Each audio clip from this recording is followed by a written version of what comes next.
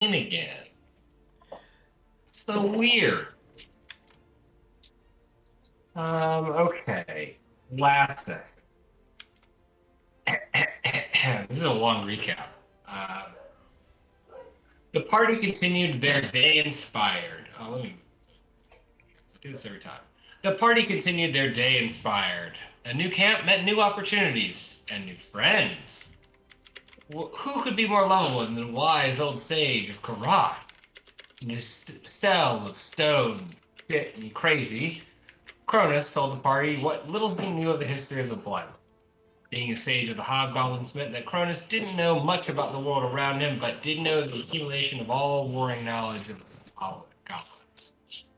The crazed figure informed the party that is the fastest growth of life the continent has seen, and the tieflings and the Coda, bear folk for you out-of-towners, have defeated them 487 years ago, and that it's been 3 years since the Blight started this cycle.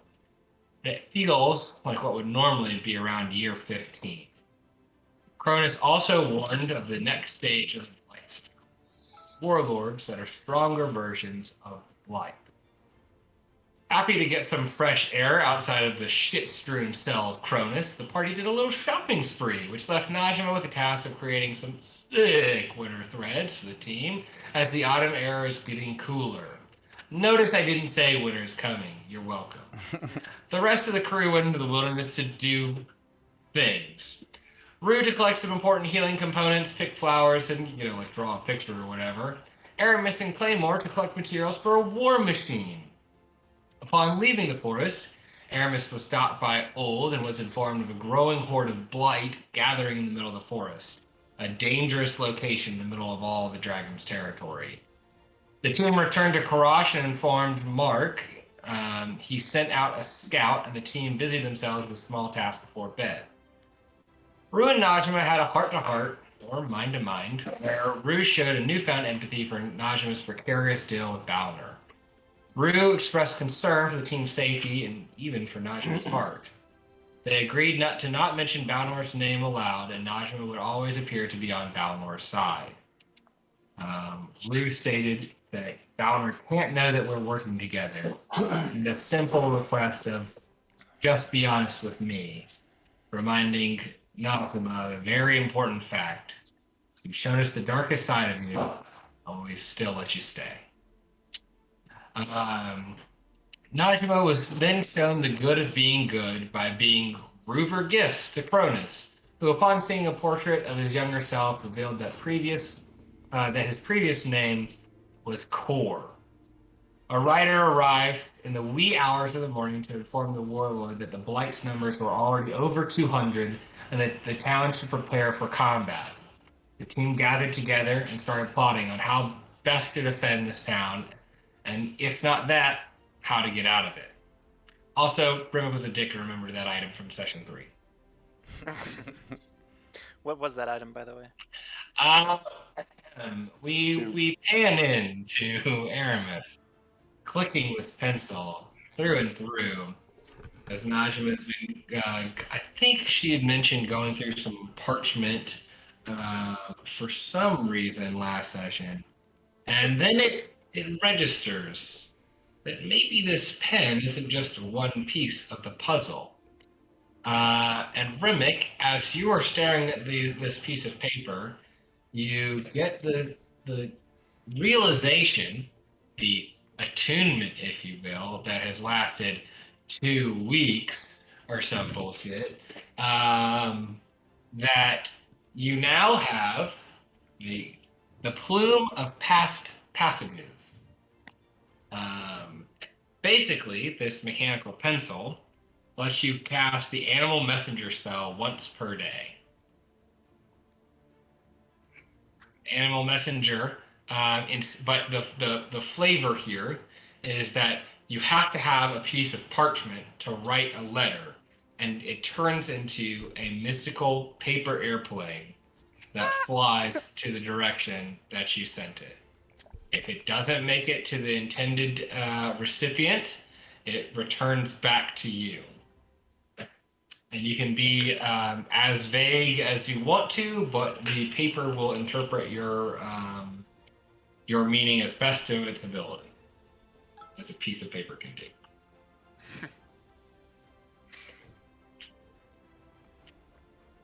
You happy now, you fuck?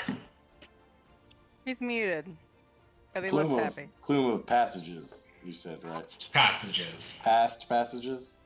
Okay. Sorry, I was writing that down. That's why I muted myself. P-A-S-S-E-D, not P-A-S-T. Got it. Okay. So, we ended the team being aware of this impending doom that has been pushed forward from old, the information being received from old, and the new knowledge that Mark has learned that this army is rousing with very high numbers. Yeah, so now we're going to put it in your court. What would you like to do, team? We've had a few weeks, actually, to marinate on this. And you are in charge of bolstering this town's defenses. What would you like to do? Well, Rue's going to make healing potions. Okay. Now, you will need to gain supplies for that unless you just want to use what you've got. Well, yeah, we'll definitely need supply because what we got was like to supplement what they have. Okay. Well, we went out and foraged for last month when we played. Like, I don't know, it was like a few weeks, so shut up. I just mean July, bud. Shut the fuck up. don't get fucking smart with me. Take 10 psychic damage. So you are or you are not going to look for supplies? Oh, I'm definitely gonna look for supplies. I'm gonna be like asking people, like, "Hey." Oh, so you're looking in town? Yeah. Oh, yeah. Yeah. Well, I don't want to go outside of town. We're about to get skull fucked. Well, I mean, yeah, I don't know. Not even Rue's that dumb. Okay. I guess we'll start there. Let's see. Where do we all leave off as a group? Were we all together? I can't. Yeah, I believe, and I mean, we can just retcon this. I believe everyone was together, and you were informed of the because I think Claymore and Rue, y'all saw you woke up and went into town. Claymore was working on his sword, and then saw the chariot come in, and you were let known. And I maybe even auto-filled this that you guys had found the rest of the party. Yeah, because weren't we up on the top? We're making the ballista or attempting to. Yeah, we had run down to the barracks to tell Aramis and Najma. Okay. Yeah. But you guys didn't start with the ballista. I thought you were working on we're still being the sword, or do I misremember that? I just remember we're up on the top part. Maybe we weren't doing the ballista. I don't know. I think, well, Claymore he rolled dice for sharpening the sword last session. Yeah. I believe. Yep. And then the messenger came, I think, and we all finished our long rests or whatever, and I think we're gathered now. Yeah. The one thing that I didn't hear in my notes, I think it's like 8 a.m. or something like that. It's like. I think it might even be earlier than that, and that was the one thing that I didn't have. Oh, yeah, because I said 8 a.m., but May said that she went to bed earlier, reminded me of that, so it's 6. It's 6 a.m. Yeah, and we previously discussed that we would like try and find a way out in case shit went south, and so it was discussed. Yeah, she sent you sent Happy, right? Yeah. To go find a way out, and he's been invisible the whole time. Okay. Nobody except us knows of his existence. Sounds good. Okay, well, Rue's gonna be real bitchy. Guys, what do we do? What do we do? First, Make those potions. well, first, before that even, take a deep breath. through the nose, and let it go. Oh, It's gonna be fine. like okay, not hold it. No, we're not. Okay, We're not alright. gonna go swimming. No, we are breathing because we can't do anything if we're not in the right mindset. You are great at making potions, so you're gonna go do that. Okay. And I pointed at like 3 nearby hobgoblins, and I'm like, you 3, y'all go help him. Just direct them and show them pictures of the supplies you need, and they can help you scavenge. Okay. I am going to go break down Kornos, I think is the name. Kornos. Cornus. House. Kornos, that's what it was. I'm gonna go shatter his his jail cell. I still have the picks that we got in the mine. Mm. I can go break that down if you Oh. can work on Molotov cocktails. Okay, yes, that was a lot, actually, because I don't know if I'm gonna get a short rest in. I will go. I have a great nose for alcohol. I will find the alcohol. I've already got lots of cloth. Yeah, I will work on Molotov cocktails and pick up anything else I can along the way. I can also turn in the tents that people live in. I can turn in that material into perhaps giant catapult. So those are the 2 things I'm going to be working on. Aramis, you working on the ballista? Yeah, like, cause we already have a team of goblins that I described to with the crossbow and stuff. So I'll be overseeing the ballista construction and helping with that. And I'm imagining, and this is up for a question, like where do we want to try to put it? Like above the gate, or do we want to try to put it on the cliff top? Because like the easiest access into this town is above the gate, is by the gate, right? Yes. Yeah. So just a reminder, you've got and I'll even draw it over top of this guy. Yeah, that would be helpful. I was about to ask because you said there were like 4 entrances, but there was 1 main entrance, right? Well, no, and maybe I said that, but that is incorrect. I said that I showed the 4 entrances here, but that's incorrect in this image. It's like you can scale the cliff face, or like they have the rope ladders if you're friendly, or the main gate. Is there a river? The main gate was on the river side, if I remember. Yeah, we'll put you guys back out to the world map here. In the mention of with the gate, Claymore had mentioned putting the movable rod by the gate as well. Yes. Yes. Mm-hmm. Okay, so we can look at this guy, kind of like a very tight horseshoe shape, except one more of my shading components. You've got the dimensions here, because I wrote everything down to be official. You only have a very short, like the dimensions here aren't proper for the town to map. But you've got from the cliff face to the water, you have 50 feet.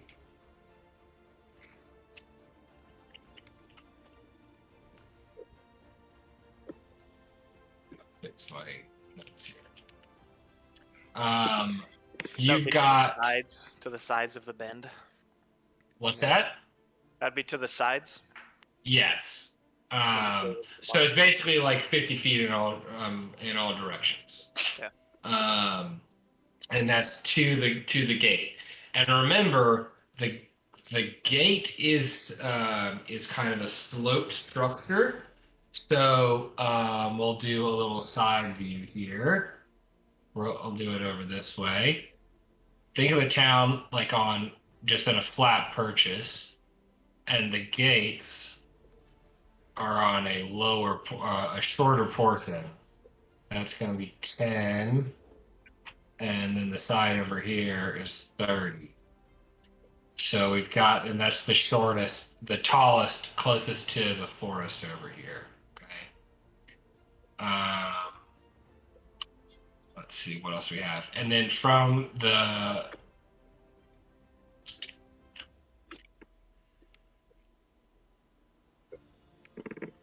field to the open field is 900 feet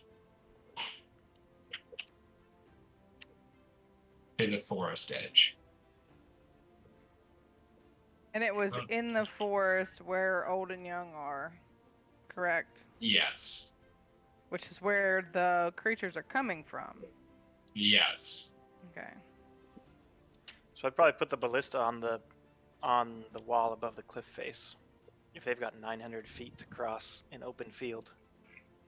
Yeah. Yeah. I like that. Especially, like, it seems like that's the first wall they're going to be attacking anyway.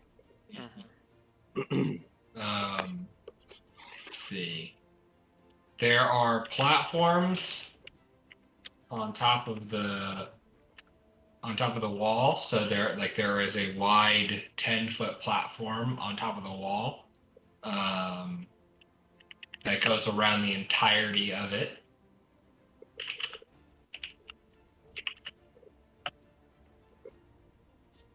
Trying to think of any other detail that you guys might want.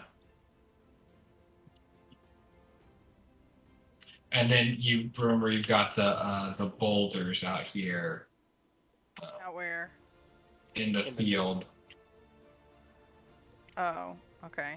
On like the east and west sides of the city, I know there's 50 feet in between the water and that, but is that terrain just flat? Is it hilly? It's sloped. So like I said with this, imagine if all the water flowing through, everything drops kind of into like a valley, essentially. Like this so it's up. The town is up. Yes, it's a city on a hill essentially, and then the valley goes down where the Bullet was at a lower point. And so the water is flowing toward the lake over here. So if we're looking at this map, the left-hand side is going to be a little higher than the right. So the slope is a little bit more dramatic on the right. Not that I'm going to get like that super technical, but you know. What lake are you referring to? The lake, the area behind this area is a giant lake. Oh, okay. This is only half. Well, like this is one half of the area around this area. There's a whole another right side, like that is still on this continent that like we haven't even talked about. Yeah. That's what you guys are looking at. Okay. So we want to do the ballista on the northern side here, forest side we'll call it. And we have two. Mm-hmm. We have the materials to make two. Do you have to? We'll see. Well, we've got enough manpower to make them. Maybe in an amount of time, we'll see. But we'll see if we fuck one up or not. Yeah. You're not going to. I do also, this wasn't mentioned, but I wrote it down because you said it. But I do get intelligence checks on the building of this ballista. The advantage on intelligence checks. Yes, correct. Right. Remind me of that as we're doing it.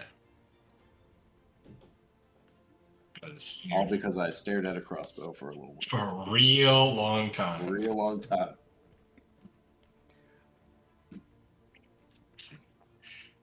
So when the alarms go off and these things are actually coming, should we meet up at the ballista? That was my next question, is where's our party's meeting point? Well, that's definitely where I feel like Aramis should stand, whether or not I'm manning the ballista. That's where I'll be, I think, because that's going to give me a good vantage point on shooting stuff. That sounds fine. Okay. Do you need help with the ballista? I could help. What's that? I'm asking Aramis if he needs help with the ballista. I could help. I could supervise. I can Can make you see potions how- anywhere, right?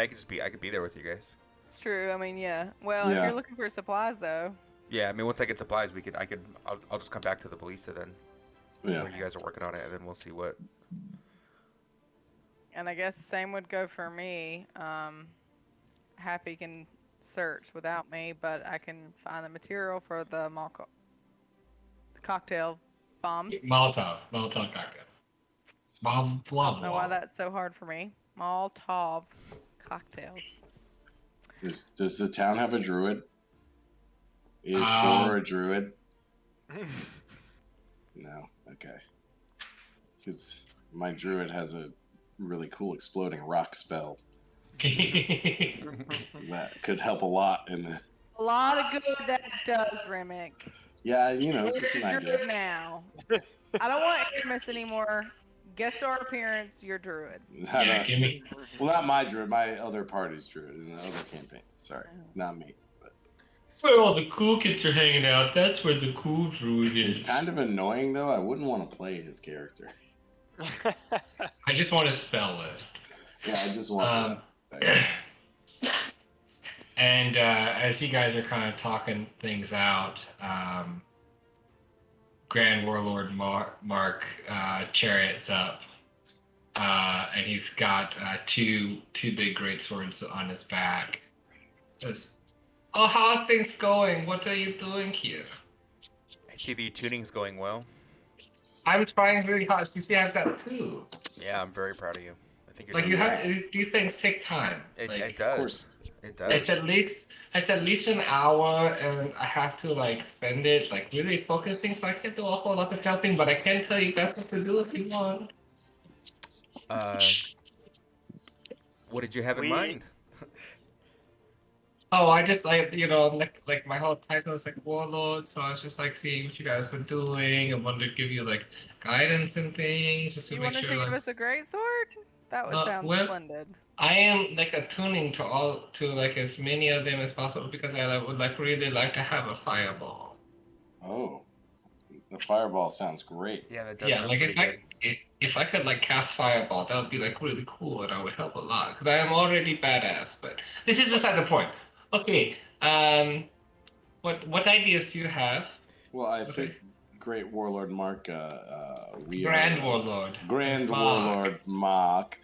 thank I you. think I will be supervising the creation of the ballista, and I kind of gesture towards the cliff face, and I think we're gonna mount one or both of them over there if we succeed in crafting both of them.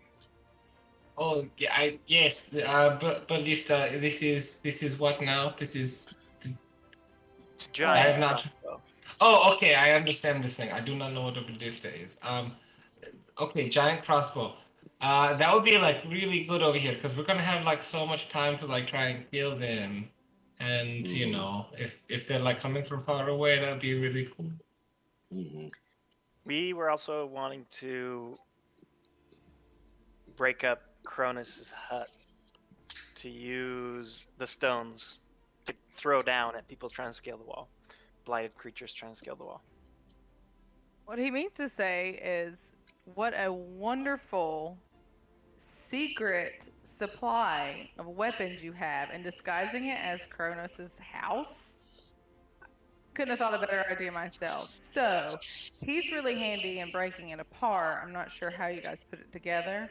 That way we could use the resources that you so inconspicuously placed there as weapons against our common enemy.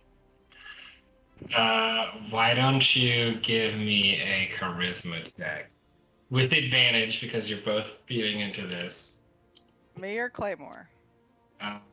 Whoever would like to. Did you say you? Yeah. Okay. I was originally gonna make Claymore do it, but you really fed a lot of bullshit out there, so. I mean, Let's see those dice, baby. not a charisma saving throw, just a regular old charisma. It's a regular old charisma or persuasion check. So what's your persuasion? Persuasion is that one. Is it 1?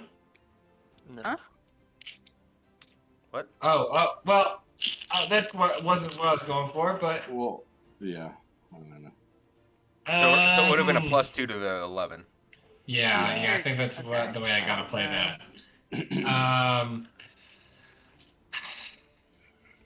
that. See, but we have to protect our Great Wise Sage. Okay, he has like all the memory for like the entire Hobgoblin history, and like that would be like totally not cool if he wasn't able to protect that. Obviously, we're going to move him to a safer location. Where is safer than his cell? In your chambers. That's exactly. Like, that is the safest spot. And where else to keep watch over him than where you have direct eye on him? And if the only two people that survive that matter would be you and him. Because together, y'all could carry on the legacy of the tribe that lives on. His knowledge and your great looks and leadership skills.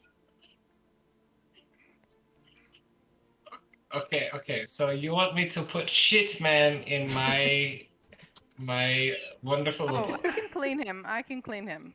He won't be shit man anymore. Snap of the fingers and he'll smell like roses. You have not smelled roses, obviously. You have not seen me snap my fingers. I snap my fingers and I clean up Aramis and make him smell like roses with prestidigitation. Smell roses? So I say that's pretty gross. I don't know. I think I'm gonna need an Arcana check there.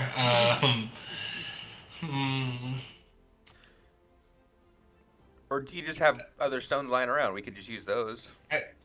No, we don't. We don't really use stones. It's more of like you see like the leather and the wood, and you don't really have. You have the one building made out of stone. Gotcha. Kind of want it all in on that one building. Yeah, like there's. I mean, like we could get more, but it's like kind of scary out there with Do you our have bow. heavy stuff that we can throw down?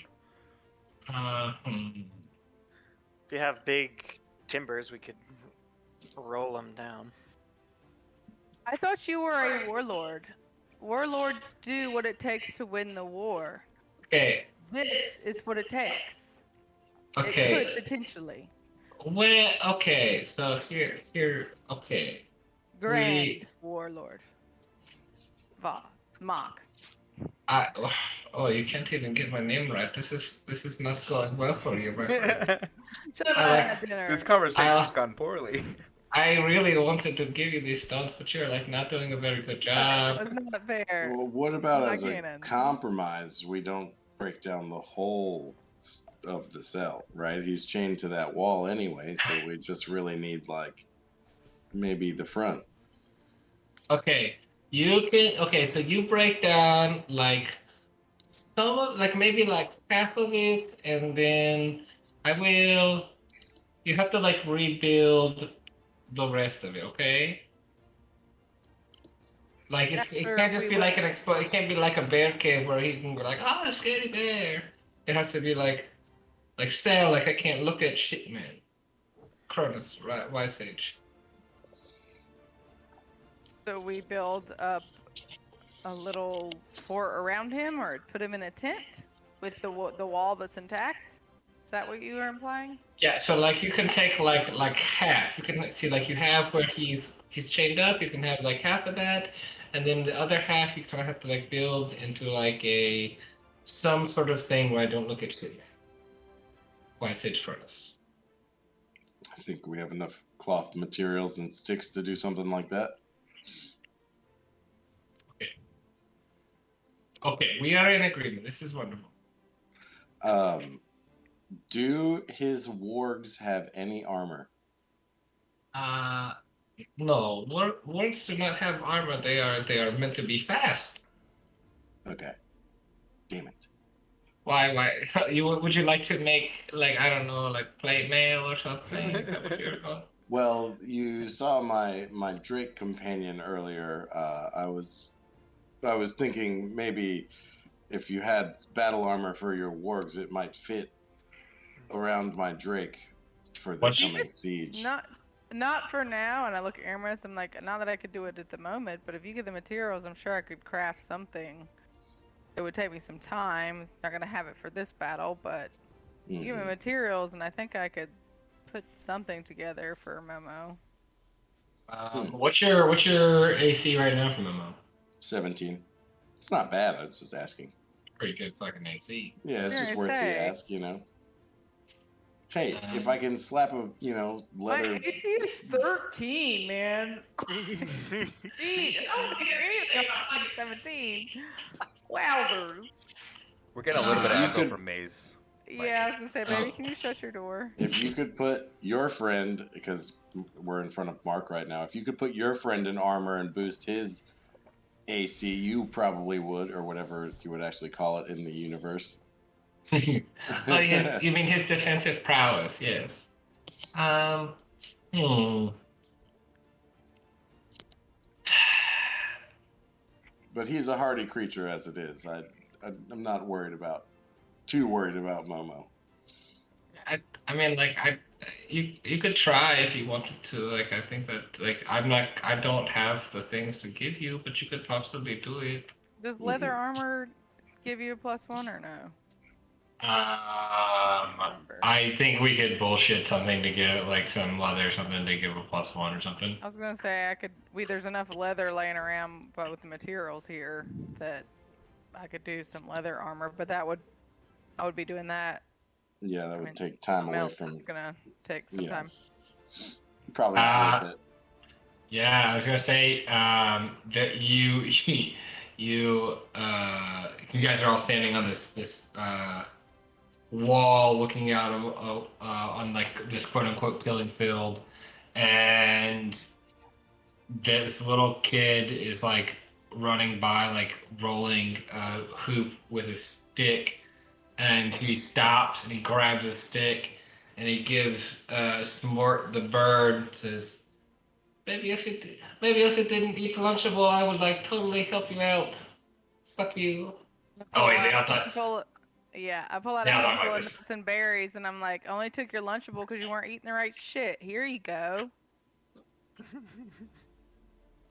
That's pretty fucking cool. You old broad. That's Mrs. Old Broad to you. Maybe you could tell somebody, delegate duties that. Well, I could, if you give me enough food, I could try. I mean, you taught me how, right? So it's like a thing. Perfect. Duty delegated. I'm gonna need your thing to like make it. My thing. Oh, the thing I'm supposed to make around this guy, right? You want like a dragon or something? Where's Momo? Can we show my pupil Momo? Only if it's like a 2-hour limit. So probably wouldn't be the best to Hey, wake him up right well, now. maybe perhaps you can draw one. Look at Rue. You're a freaking artist. Can you draw a picture of Momo and we can give him the dimensions? Sure. I mean, that's a pretty quick sketch. And Yeah, these I wargs- look real hard at Aramis, like I'm like doing like a portrait of Aramis, but it's fucking And, Momo. and well, you freaking were the first person to befriend Momo on the That's- ship. The way back wargs when. are like Momo sized, right? Or are they smaller? Well, I think they're both similar sized creature. I think the dimensions are a little bit different, but Right. Like Momo would have, yeah.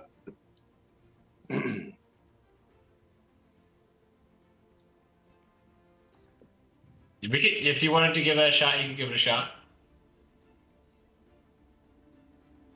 Give what a shot? What do you? Using the wargs as a template to see. You have to see how it works out. I think we do that in a combo breaker with a drawing. That might help. He's like, okay, so it's about this, and then here's where it's gonna be different. You know what I mean? Like All right. he's gonna Like Momo's gonna be thicker in these areas. Or compared I to can the make work. Momo's armor, and my people here can make Molotov cocktails. The old MCs. MCs. Yes. Oopsies. Huh. It's cock launchers. Yeah. Okay. So if I'm getting this right, you're gonna delegate Molotov cocktails, and you're gonna try and build armor for Momo. Well, I think I know Momo, or have seen him better, and I'm a better seamstress, that I could do a better job than Yeah, somebody. Cocktails are pretty simple to explain. Yeah, and I'll tell you guys right now, like the town can help you out, but anything that they do is not going to be as good as you do. Of course, Right. yeah. I look at my people. His name is what? Bernard. What is his name? Fuck, yeah, he's Bernard now. Bernard. Bernard. I almost said Bert. And Bernard. I was like, oh, Bert, but I like Bernard. I look at Bernard and I'm like, how about you make MCs and I'll take over that job since you're really good at scavenging and you know this town better than anybody, and I can just give you the extra fabric to stick in it and you can be in charge of making that. I mean, yeah, sure. Like, if you want me to build it, make things, I don't know what these things do, so you're gonna have to take some time explaining it to me and how to get. It won't take long. Very simple. Cool. I start explaining. All right, we're gonna use a 30-minute window to explain to Bernard how 30 to. minutes. Look, I'm not breaking it down to quarter hours. You have X amount of hours, and I'm not gonna break it down. Okay, well, at the same time I'm doing that, other people are doing other stuff. So Well, yeah. penalize them. Okay. All right, so we got your first 30 minutes are Bernard's learning how to make Molotovs. Okay. And I think I'm making Momo's leather armor, while I'm talking to him about how to make MCs.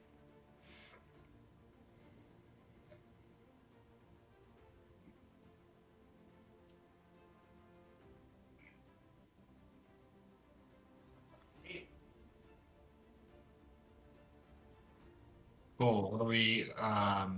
And so as Mark is over there.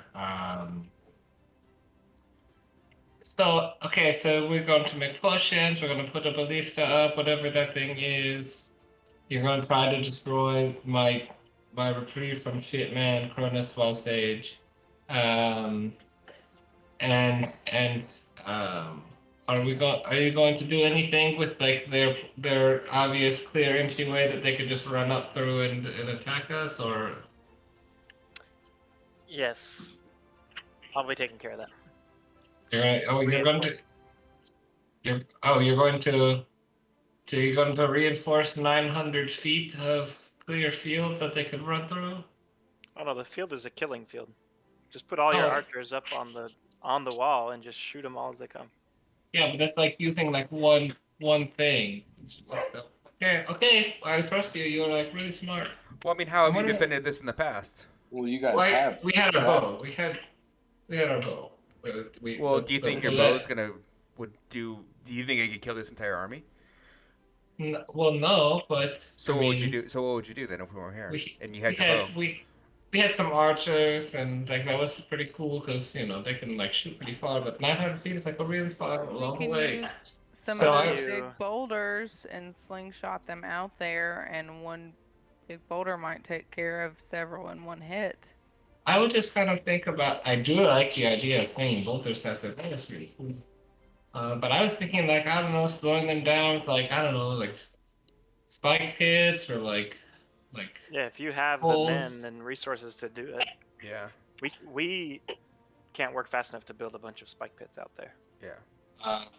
And Mark does this like growl whistle combo, and you see like everybody in the village stops what they're doing. And there's like 100 hobgoblins here, and they all stop and like just give that like Tribalizon standard, and they're all just like looking at attention. It's like, oh yeah, we can like do it. This is like I got a lot of people.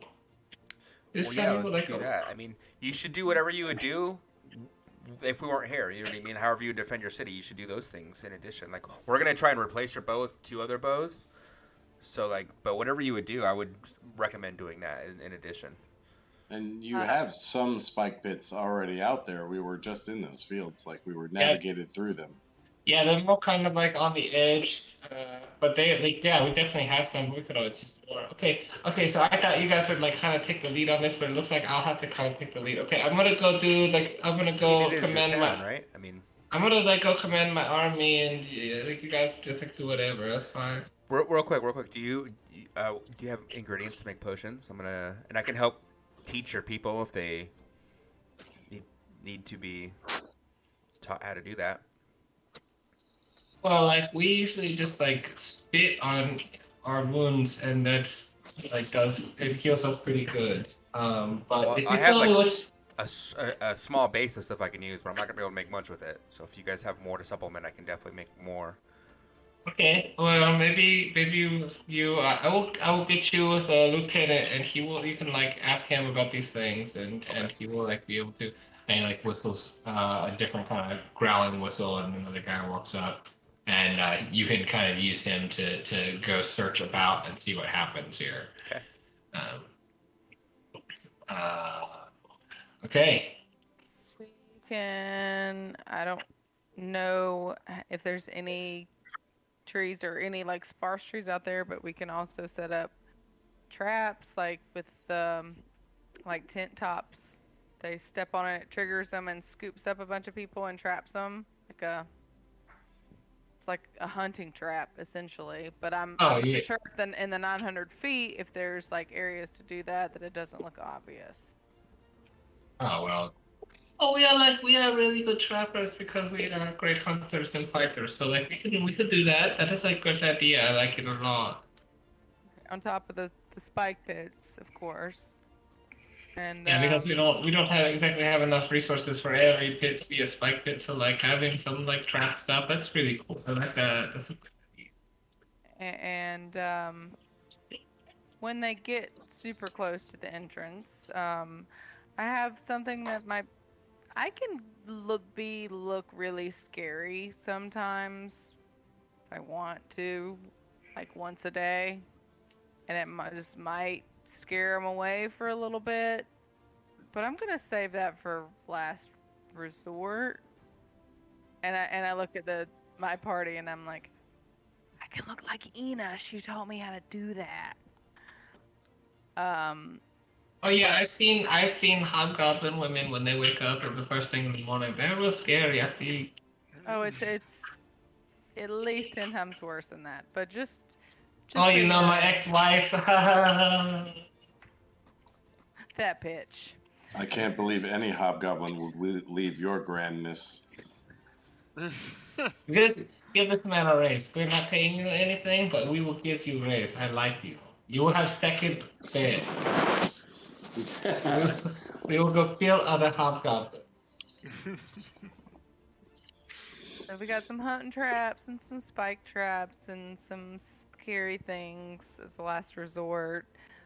Archers, obviously, slinging boulders. Is there something as simple as like hot oil that we could perhaps move up to this cliff face? As well as maybe ball bearings. I don't know how many ball bearings you have, but Like, see, I don't even know what a ball bearing is. I have a fuckload of ball bearings, but they're not good for an No. open field. well, I was thinking about setting some in front of some of the spike traps. You pulled that one earlier. It was a pretty slick move. But I don't know how many you have, and I don't want to waste them. But Was it ball? I thought it was caltrops. Wasn't it caltrops? We had both. I have. Oh, God, you fuckers it are was very buying. Home Alone style, like marbles in front of an area, and it made them stumble into it. Uh-huh. Okay. Yeah. So let's get to rolling some shit then. Sounds good. We've got some ideas. Okay. Click clack. Click clack. There's no clicking clacking because it's all fucking virtual. Hold on, let me get the names on. Hey, ask this group how good my in real life rolls were on Sunday. Yeah. I roll like dog shit Rue either regardless of way. where it is. I would take any day of the week over. I rolled 8d6 and came up with 25 damage. So that's like, fuck. It's not great. I had advantage and missed on like 3 attacks in one round. Like, Yeah, you. I had did, advantage didn't and a you? +2 God, to that's hit with awful. archery, and I fucking missed like 3 out of 4 attacks on that shit. I should probably not talk shit before I actually roll. I'm gonna piss off the computer. Yeah, RNGesus is our friend.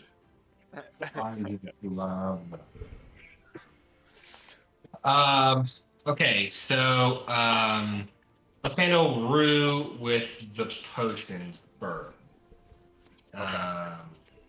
Let's go ahead and roll a survival check to see how successful you are in describing these things. Because we've got a couple pieces that are kind of wilted, and describing some supplemental herb. Yeah, coming out strong. Okay. So you're pretty successful in describing these things, and it's not that they use these a lot, but the binding agent they use is like thatch, or the binding flower they use like as thatch for their roofs, and the moss they use as like a loofah. Yeah. They've got like these things that they're not using properly at all. And let's do. How can we do this? Let's do an investigation check with advantage and see how many of those we find around here. Ooh, I only have a -1 on this. This should be good.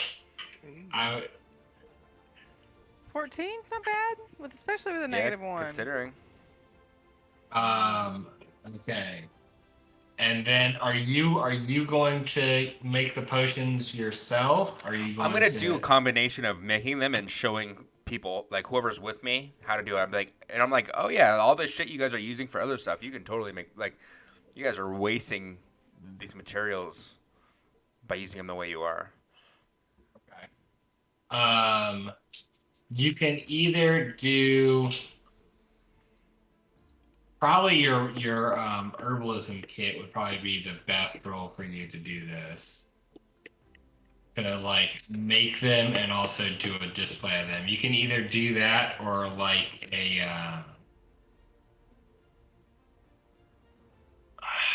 I want to say maybe even a survival, but I feel like a survival is a bit of a gimme.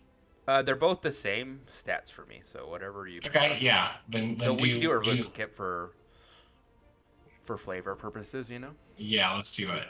You could do 2 separate rolls. Okay. Okay. Fuck yes. Never mind, I didn't say that. What did you say, Aaron? I didn't say anything. Fuck yes. Yeah. That means we get 27 potions, right? 27 potions. 20. It's a nat 20. You can't argue with that. 27 greater healing, superior healing potions. I would just say regular. I'd take 27 regular healing potions. The question is, are you sharing this with the village, or are you taking them all for yourself? Little column A, little column B. Oh, Okay. I like that. Well, you were teaching other people, so the ones they made could Yeah. be for the village. Okay. So I will get. I'm terrified of throwing these out, but let's do it. So I rolled 2d12s. Okay. You got a 6, and you got a 12. Okay. Whoa. Because of that nat 20, I'll give you 6 of the, is it 2d4 plus 4? And then 12 of the 1d4 plus 2. Oh, you mean like the different? So- Let me put it. So one's That's I so think one's, that's one's right. a regular healing and the other one's a what? lesser. They would be Lesser? lesser, right? Yeah, I guess. It's like 12 lesser and 6 normal, I think is what that works out as. Yeah, I think that's right. Okay, so how many of each? Sorry, I have it in my inventory now. 12 lesser, Okay.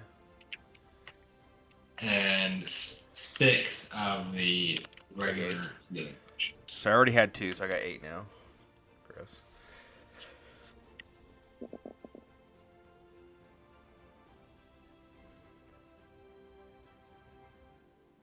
And then gotta find these just to make sure that's right. Yeah. So yeah, I'm sure I said that incorrectly. It's 2d4 plus 2. Oh, you said +4. Like, I think Alright, it should.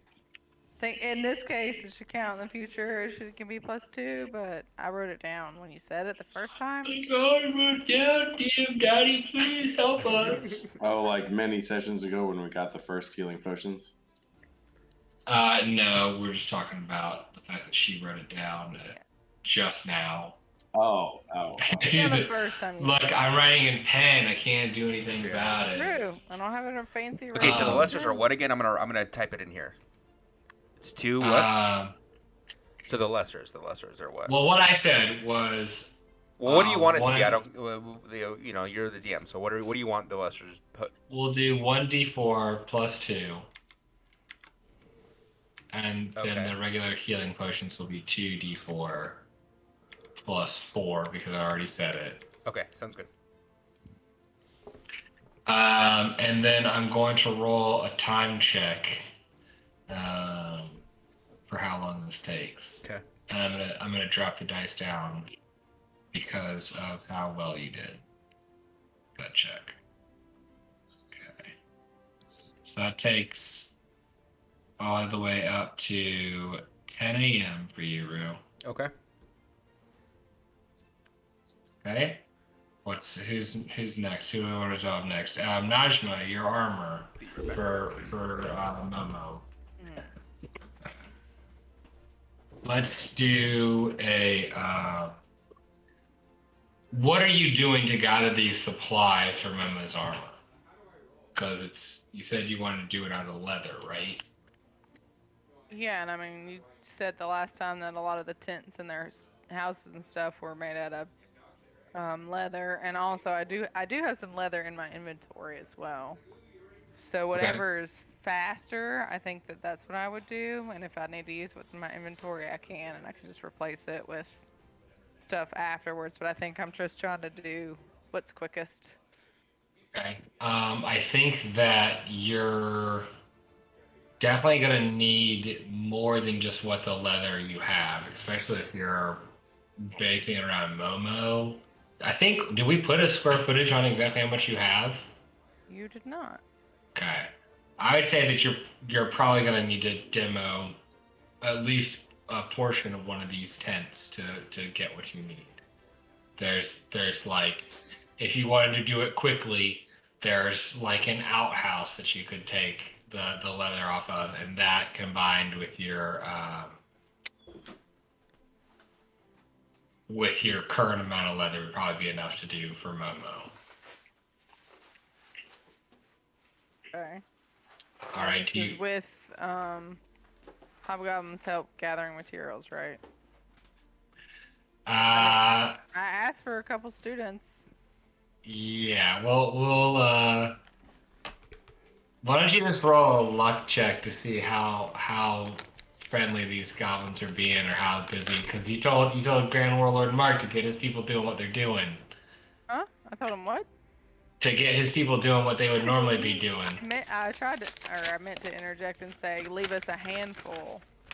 But I don't think I ever spoke it, but I was definitely meaning to. I just didn't want to interrupt. Luck check. Yeah, you got like 2 of the people that were helping you out in your like little sewing class that have kind of keep their eyes on you because they're in awe of this smart goblin that's bringing all these new techniques and showing them things, and they're hanging around to help you out. So they'll go and demo that outhouse. Once you roll us, huh? And Mage Hand. And Mage Hand, and just Mage Hand just like pulling at strings. Yeah, I mean, doing the little stupid, intricate stuff. Oh, you're talking about with your building. I was talking with your Well, you can creation of also armor. help with Did one of them shit on you? she's just drooling, like water drooling all over me. It's just like I had mouse blood all over me earlier today.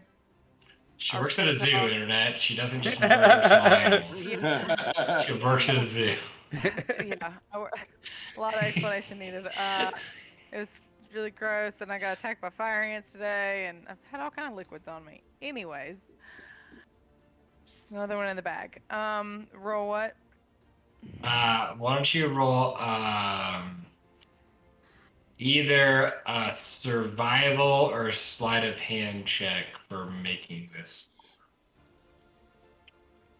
Can I mean, add my proficiency since I can sew? Like, I Are can you not proficient in sew. either of those? Survival or sleight of hand? No, I'm not. You have like a sewing kit or something like that, don't you? Yeah. Yeah, that was- roll with that. You should have proficiency with I that. don't know how to do that. Like, I don't have that set up. Is it under your tools or not really? I have a weaver's tools, but I don't think it rolls anything. It should be in your tools, and yeah, it will if you click your If you tool. click on it, like that's how I clicked, or I just clicked on herbalism kit and it rolled it for me. Yeah. But I don't think you Nothing can happens. drag and drop the Weaver's kit. I think it needs to be set up. I don't think she set it up. Oh, gotcha. So let's just do a dex plus your dexterity. Your dex plus your proficiency, and then a d20. Roll dex, and then add. Right? Yeah. Just roll a straight dex check. There you Dex. go. And then add your proficiency, which I think is a +2 right now. Correct. So it's 17. Okay. Yep. So based on that, we're gonna roll. And actually, you said you're using your Matreon too. Let's get an Arcana check to see if that can drop it down any lower as well. Yeah. That three-handed technique coming in clutch.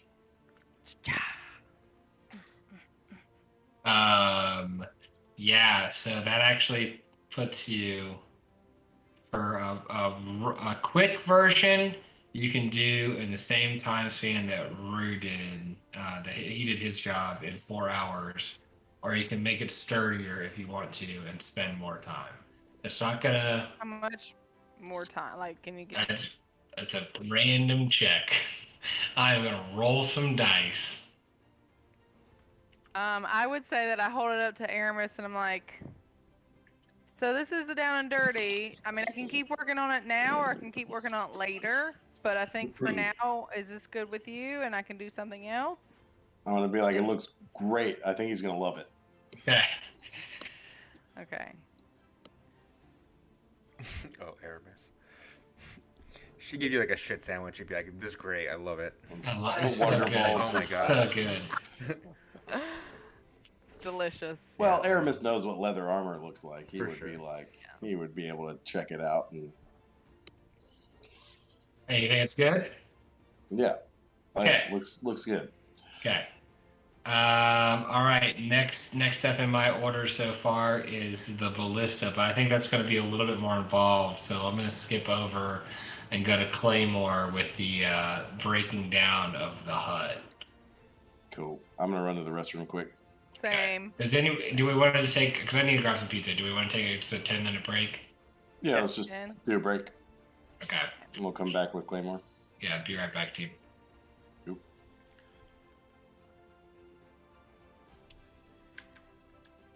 I will be right back, chat.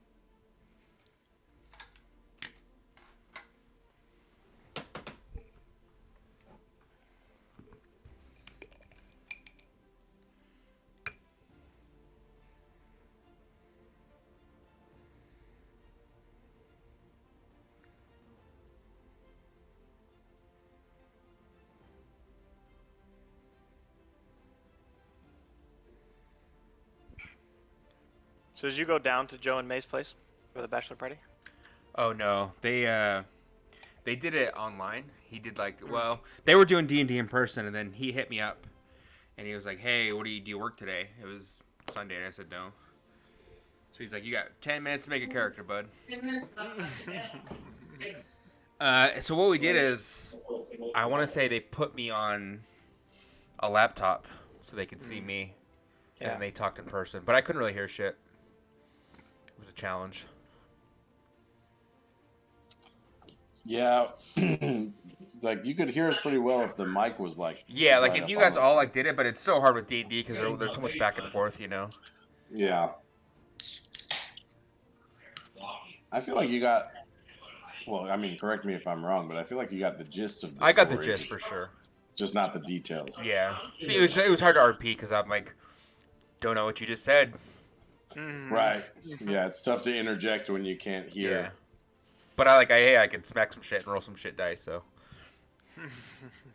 Well, there was that one turn where you hit with all 4 of your attacks. I did pop off one round, and then Yeah. every other round was very Rue-esque.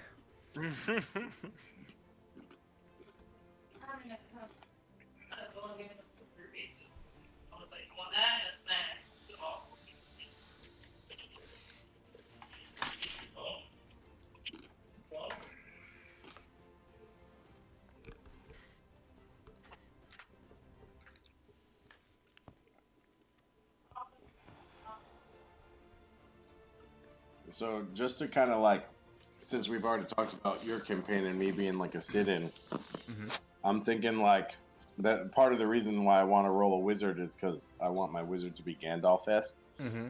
And you know, Gandalf fucks off and does whatever he For wants. sure.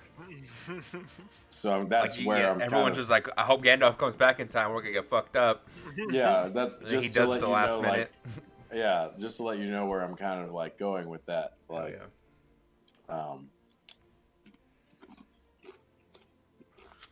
and obviously, if we like ended a session at an awkward place, I would do my damnedest to be back for the next week's session. You know.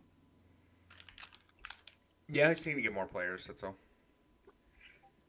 You got Joe and May for sure, right? Yeah, Joe, May, and Nick are all down. Oh, and Nick, nice. But yeah, I don't think Chad, and I think pretty much everyone else in the group is out. Oh, really? And that's the session you ran previously? Yeah. None of them wanted to come back? Oh no, I mean Dave and them want to come back, but I'm just like, but like we talked about we had like a real talk about like actual being able to come, and he's just like, well, I just got so much shit going on. I was like, well, that's cool, dude. Like you can be like, just come in when you want, like do like a celebrity thing, you know what I mean? And that way you can come and have fun, but we're not like relying on you. Right. You're not gonna be a core party member. Yeah, I love Dave. He's such a good guy. He's like one of my favorite humans. So yes, he's like, I'll get back to you. I'll let you know. Yeah.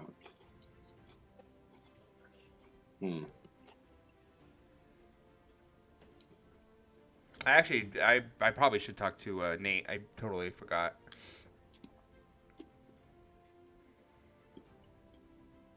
Is he still dealing with some medical issues? I'm not sure. I'm not positive.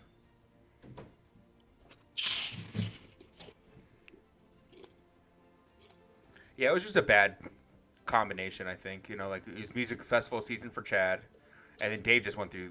You know, his dog died, and like he went through a lot. He had a family member die too. Oh, that's terrible. So it was like a shit whirlwind, you know, for him. Mm-hmm.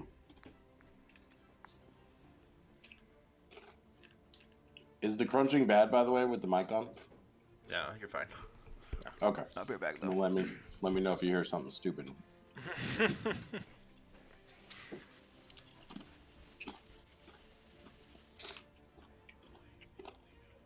So if you guys move your other campaign to Thursdays, you're still going to start at like 2 o'clock in the morning? Yeah. We're doing, because we missed the past couple of weeks, we're doing a session on this Thursday. Mm-hmm. And we'll see how it goes. And it's going to be still starting at 2. So we'll see. Right now, though, they're talking about, like the DM is talking about doing it Thursday and Sunday. Just I guess because we missed a session and he's jonesing to push the campaign along. Because we're in a really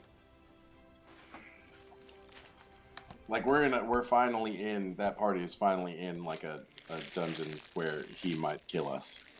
Like, he didn't wind up doing it, but his goal last session was to incapacitate one of us, just to show us what it's like, you know. Mm-hmm. It didn't wind up happening, but a couple of people got real close to Getting fucked up. yeah. I mean, my character is the only one that didn't finish his long rest, and right now I'm down 14 points of necrotic damage, which is like off of my max HP. Yeah, it was great.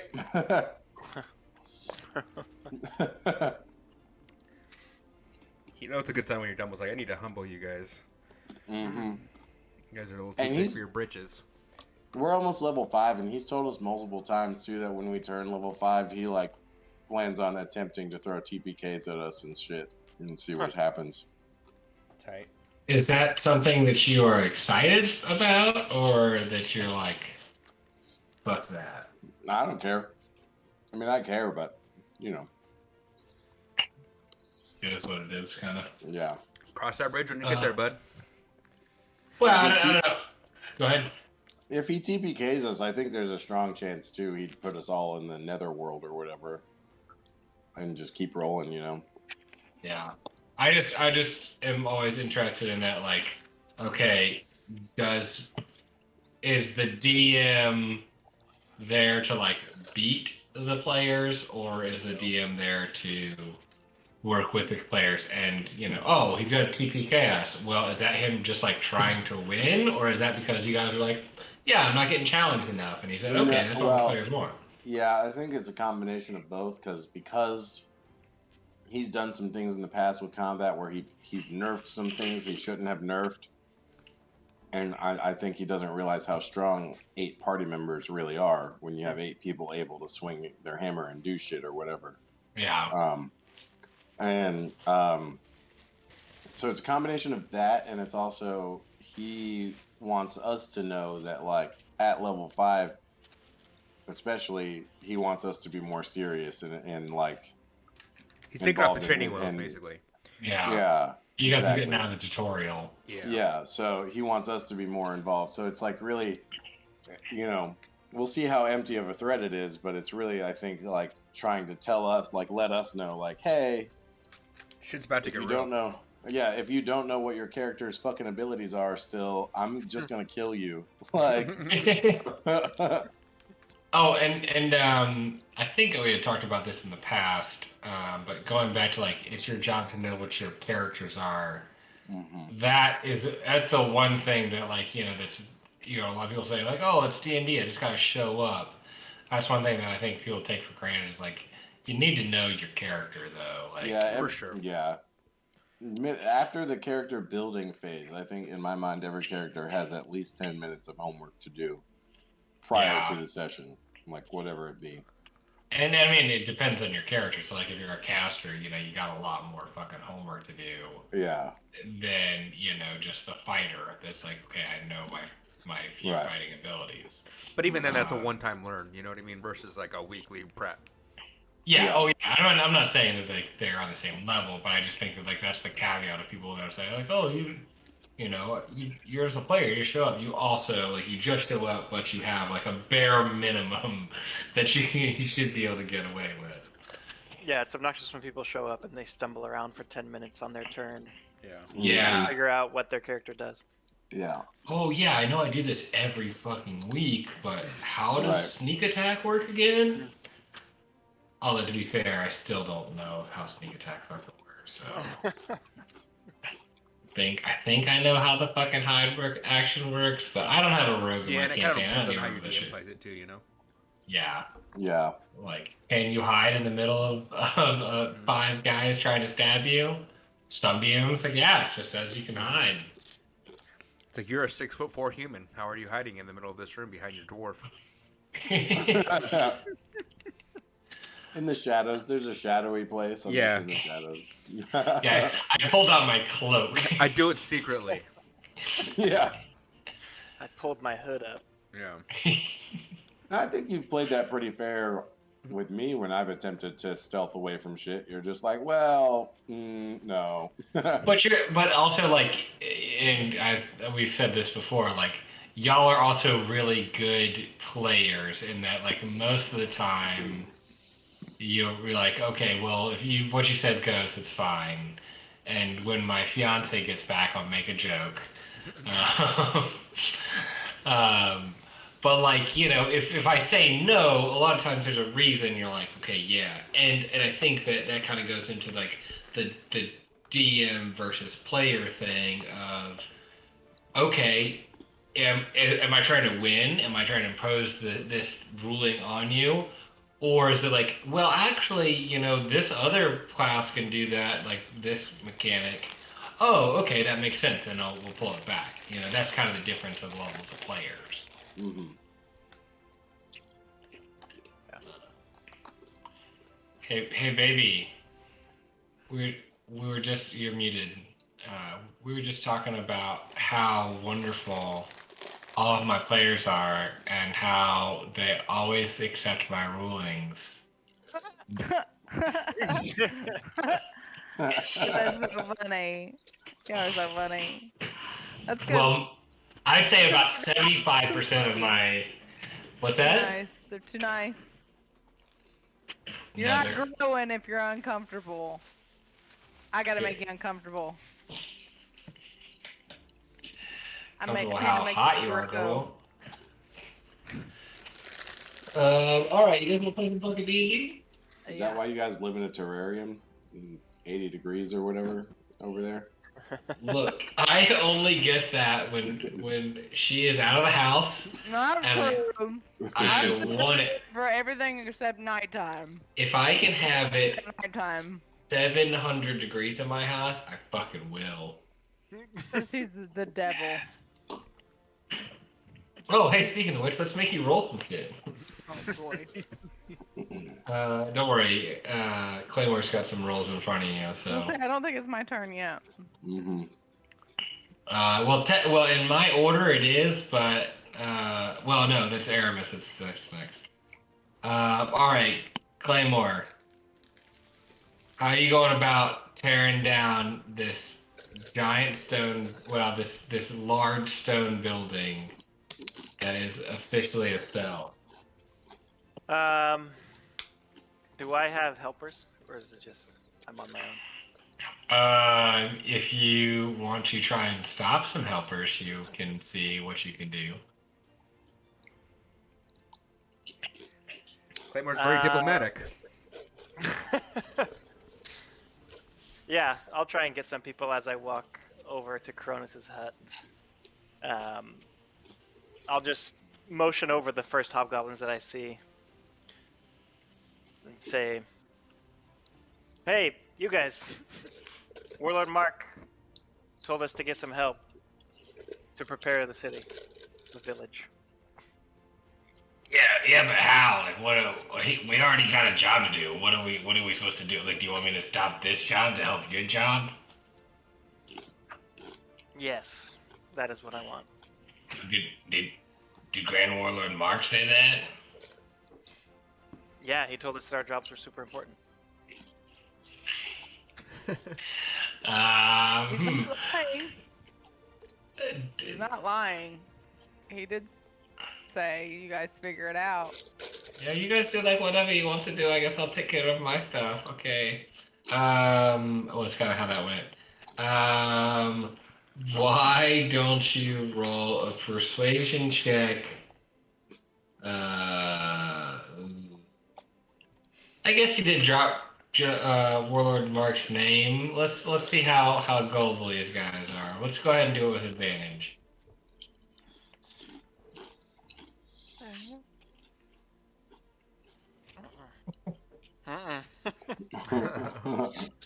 Yeah, you had two guys stopped, and one of them just like never even stopped walking. He just like kept going, and the other one goes like, "Yeah, all right. Yeah, it sucks digging ditches. Okay, I'll help you out or something." Yeah, what we're gonna do is way better than digging ditches. Yeah. I mean, You're gonna be pumped about your new job. This sounds like, I feel like you're really gonna broaden my horizons, like spiritually and mentally. so what we're gonna do is break down this hut. Wait, what? We're gonna. House, like where you go in and you break shit because you're angry. Yeah, it's like Smash really house. cathartic. We just smash this thing up. I don't know what that word means. Well, come. I'll show you what it means. You're better. All right. Let's. So how are you approaching this the destruction of this cell? So, the first thing I'm gonna try is just taking this pickaxe that I have and start swinging kind of at the entrance opening Okay. and try to see if I can start carving off chunks. Okay. Let's just do an attack roll with your pick.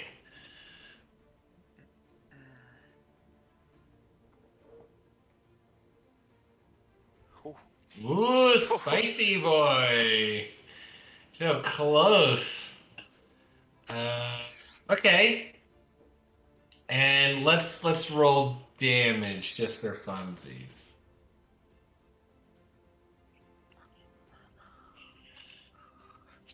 What is that? That's like almost my. Is that pretty high?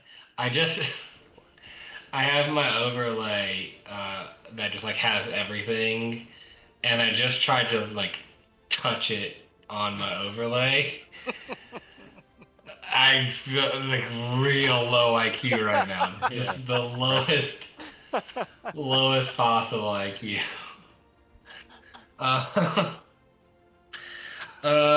yeah. So you're swinging, and I think the way this looks is that you're pretty precise, but this stone is pretty resilient.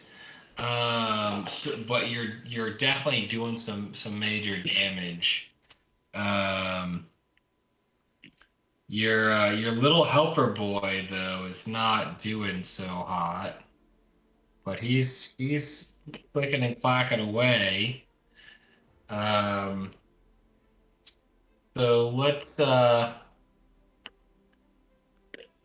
let's get one more.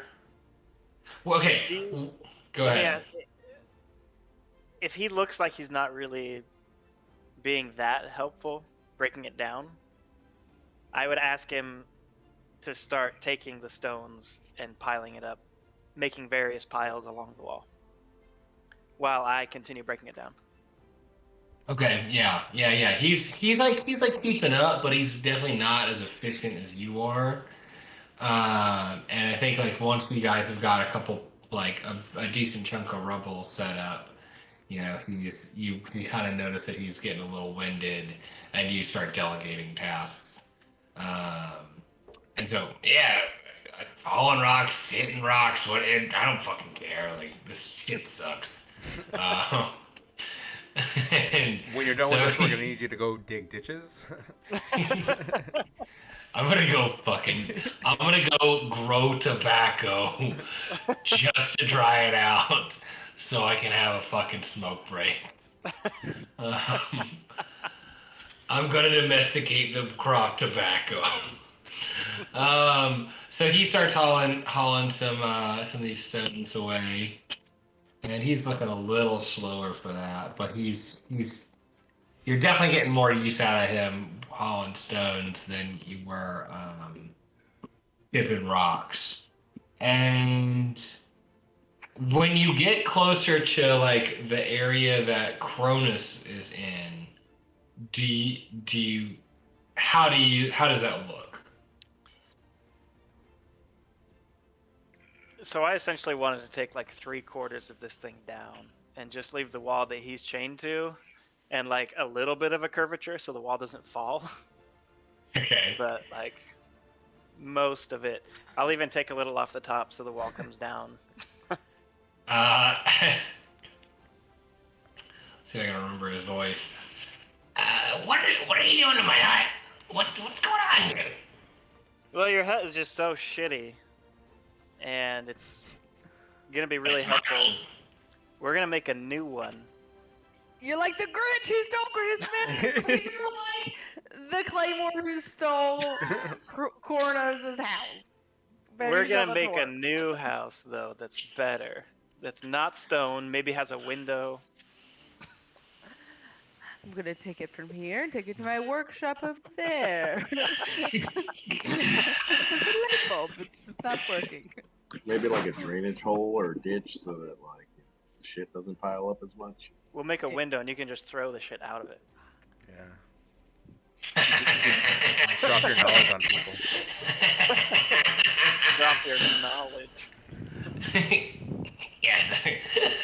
I do a few knowledge days. Couple knowledge bombs on ya. Okay. Well, does that mean I'm free? No. You need to stay here for your own protection because the city is under attack. But I was a great warrior. Look at me. But- He's covered in his own filth and wearing like a poncho and a little bit scrawny and wiry. You were a great warrior, it's true.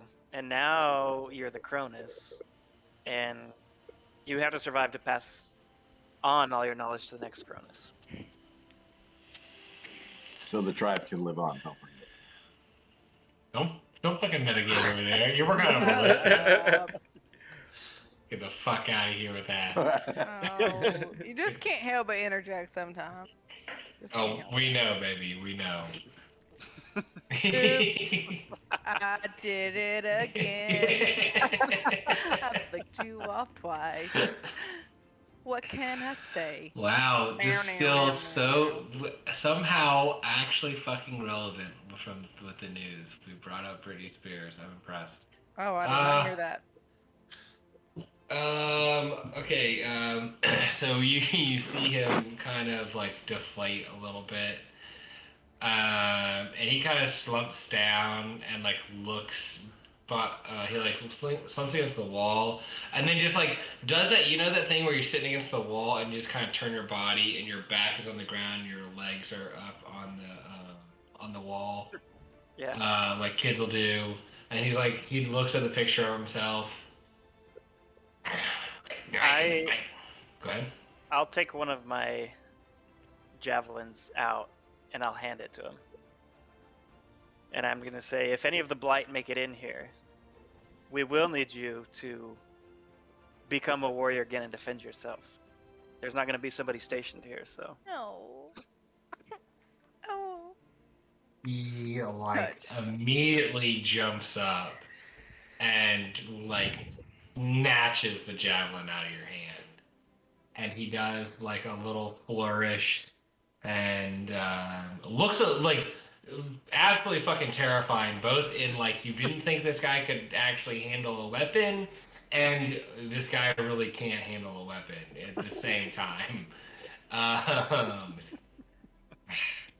Core lives on. Cronus is forever, but Core is right now. And he just like sits down and like holds his javelin and is like kind of a little bouncy while he's like just sitting there with it. And he like makes no peep for the rest of this. He is just excitedly bouncing and trying to stay out of the way.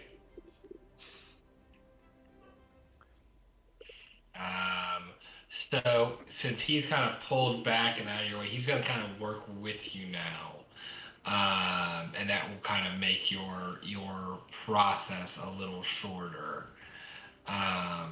You should know the weak spots of it too. You shouldn't. You should be like, I shit and throw it at this wall more often. It's probably decomposed a little bit more. The structural integrity of this spot is probably not as good. I'm throwing some fucking hairballs up in this corner. Or sometimes It's I reinforced. go through this rock to see on the outside world, and then I replace it with my peephole. I'm just being creative. I do like your creativity. But Shazam. But also, it's not your scene. It's not your scene. I'm glad that no one could hear that except for me. But we could see it. So mad that didn't go through. Let's roll an attack roll with advantage to see how you can kind of clean this up and not damage core here. Okay, still very very strong with that 18. You're starting to get a little winded and slowing down, but I think that it is a successful endeavor. This is going to take a little bit longer than the other jobs here. And that's going to run you past their time. And that's going to put you at noon, Claymore, to break this stuff down. After I finish, I am just going to head down to the gate so that once everybody's back inside, I'll put the immovable rod there. Okay. So we'll put you at the gate. All right. Who's outside though? And Yeah, we'll big dragon. Yeah. What's that? So they're digging, They're all right? digging. Yeah, we'll cut to Aramis looking out. Got all of his supplies gathered on this wall to start working on this ballista, and sorry, you did say last session, Mark did send out his best scout that was the fastest. Mm-hmm. We haven't heard back from him, so I feel like he would be. I don't think so. I feel like he would be the first isn't one he to the be one like, who "They're told coming." you?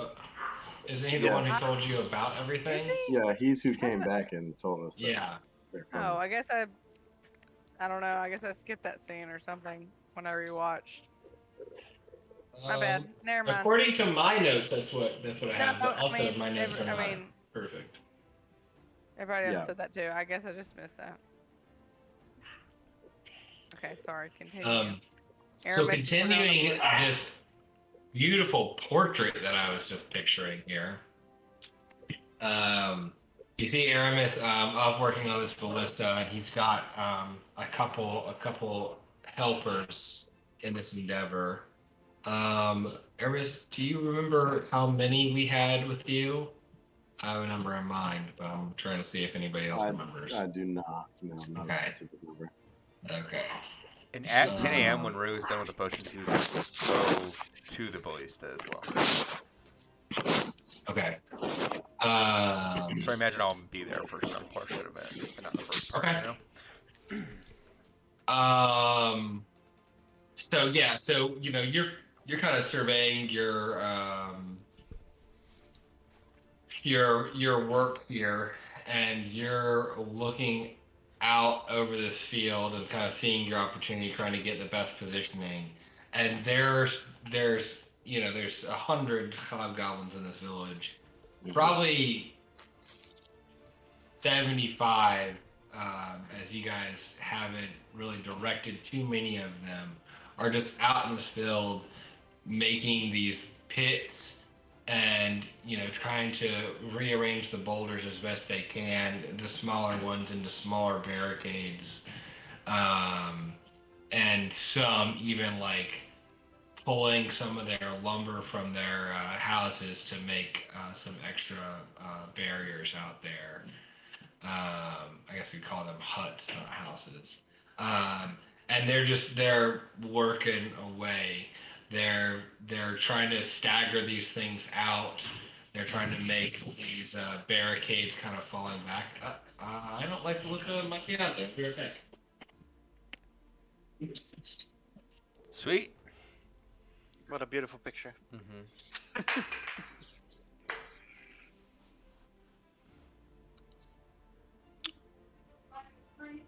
On the end of this table, spun all that, fell on the floor, but also not that down. It wasn't on.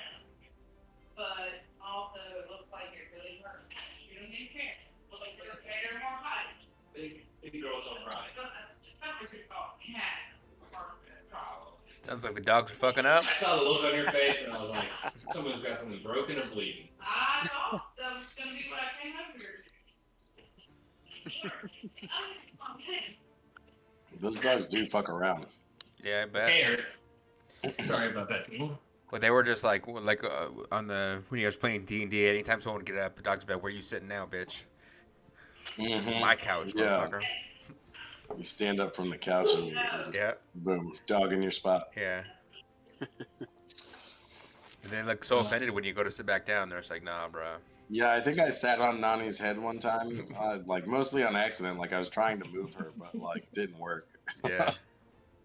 Yeah, Nani always tries to like mark the most important spot. Wherever one of us was sitting, she's gonna try and sit there. That's so funny. And like that's why that off command is like super important. But you gotta give it firm. You gotta fucking believe it. If you don't believe it, she's gonna read. Yeah. She's gonna read through that shit. It's like, nah, you're fucking playing around, bitch. She's like, "I call, bitch. What's up?"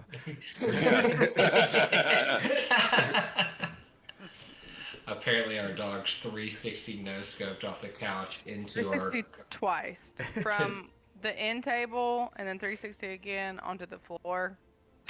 And they're pretty resilient, but that had me worried because I saw it all happen in slow motion in my mom brain, and it got me worried. So, but they're fine, and the house is fine. Secondarily, we have no more broken furniture than we had in the beginning. Okay, so Aramis, we're building a fucking ballista. So what are you using? So you've got the actual wood. You've got some a little bit more solid and a little bit more with a little bit more give. What are you using for the pulling piece of the string of this ballista? Well, we had discussed last session animal sinew, yes. which they should have for like normal bows and stuff. So maybe like double down on that, like width wise, and then like, increase the length a little bit. So that it would be stronger. Even braiding it. Let's do. And also, as far as like who my helpers are, and I think I might have mentioned this last session, I was kind of hoping that it would be like the weapon right or whatever, like somebody who is like the hobgoblin who's a little more experienced in like crafting weapons. At least one. Yeah, there's definitely like a Fletcher, and he's over there and kind of working on in his shit. And he sees this idea that you like have been playing around with, walking around, just kind of looking at your crossbow, and he's about it. He's all in. And he's got his like apprentice sharpening arrows for the team. And maybe there's like a blacksmith that has an apprentice, and he's sent out his apprentice. So you got a master Fletcher and an apprentice blacksmith, and they'll help you kind of get some of this stuff together. And as I guess maybe not a blacksmith, a carpenter, apprentice carpenter. Yeah. And as you're talking about that sinew, the Fletcher or bow, I think there's a Fletcher that makes arrows and like a bowman that actually makes bows. I think that's how that works. Anyways, this guy does it both. He's probably bringing this. And so he's like looking at it and he goes, yeah, I don't exactly think that like doubling down's gonna work on this if you're talking about launching things as big as you're saying, right? Mm-hmm. Because usually like a ballista is like you're sending out things that are essentially human sized as far as length, but much like maybe 6 inches in diameter, right? Yeah, That's- it'd be like the larger, like a larger tree branch kind of size thing. Yeah. Yeah, like Yeah, it's maybe kinda not what 6 inches in diameter, but like 3 inches in diameter, maybe. You Yeah. know, nothing like not you're not launching it. It's not launching a tree, right? The tree is Yeah. shooting its branches. Um, and length kind of just determines on because a ballista changes in size, right? You have like the smaller like scorpions that are only like 3 feet long, and then you do have like larger and I imagine we'd be trying to build one of the larger ones that would be like 6 foot long bolts. Yeah, I found an article called "A Bolt of Intimidation." Yeah, this is. I guess yeah. 'Cause there's apparently a couple different designs of ballistas. I just thought of one. I didn't know there were multiples. I thought a ballista was just a fucking ballista. It shows how much I know. Okay, yeah. I think with the kind of idea of a little bit of extra reinforcement, maybe not just doubling down, but Smart said in the distance while she's working on armor, braiding was probably going to be a good way of doing this. Yeah. Okay. I do think that I would have given a couple pointers as far as like the fabric part of it went before I left him, and I was like, "Hey, here's my 2 cents. These are the things I think." And then, just like Rue said, like it only took us till 10 to finish our job. Well, yeah, and we're the string is going to be one of the last things, right? Like first, Yeah. first word. The structure is built first. Yeah. So. Yeah. Okay. So Just metagaming, DM. Thank you. Know your place, player. Ew. All right. So let's start rolling some intelligence checks. With advantage for him with the ballista. Hey, what? Do you want to just like? Do I need to put you in timeout? Yeah. Mute yourself. Stay muted until you're spoken to. All right. All right. So let's do. We've got kind of an idea in our head. Let's see what a brainstorming session looks like with these guys. Let's roll an intelligence check. What kind of are you focusing on with this? Like what is the order of operations here? So obviously, we still have like the crossbow example, and I would definitely be like focusing on the hardwood first and getting like the baseline set up first, like the main axis, if you will, would be the first, Are you going for a stationary design or a mobile design? Well, yeah, and I was thinking since we're on top of these walls, I was thinking it should be something that we can like turn, easily. Or at least like move, but at least like pivot. Yeah, like a pivot point. Yeah, exactly. So we're working on the idea that I would have in my head would be like a base that goes up and then something that turns around that base. Yeah. We're essentially making a turret. Yeah. Okay. Exactly. Okay. Let's roll a intelligence check on that. I don't know why that's a save, but whoops. What is your intelligence? It's still I think minus, it's probably the same. It would be the same, -1. So Okay. That's 16. Yeah, you lucky son of a bitch.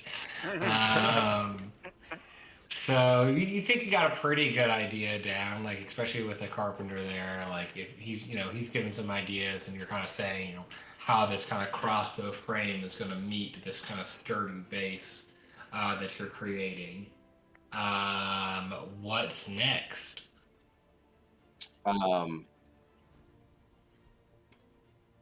So next, I think we would need to discuss like how and it would be a similar design to the way a crossbow is fitted, but like how we're fitting in the like carving out and fitting in the actual like what's going to give it the torque and push off. The bendy tree is next. Okay. We're going with the bendy bits. All The right. bendy bits, yeah. Okay. So let's roll another intelligence check, or maybe even with this one, I will give you the choice of intelligence with advantage, or a straight survival check. That's tough, man. I feel like advantage is powerful. Advantage is powerful.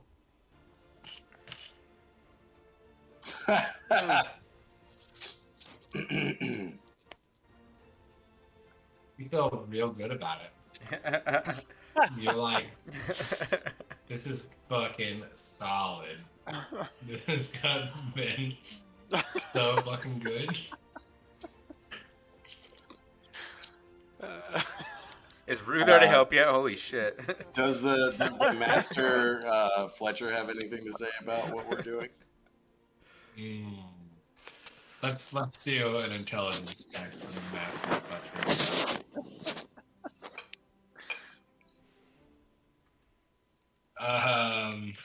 Can I say one thing? Yeah.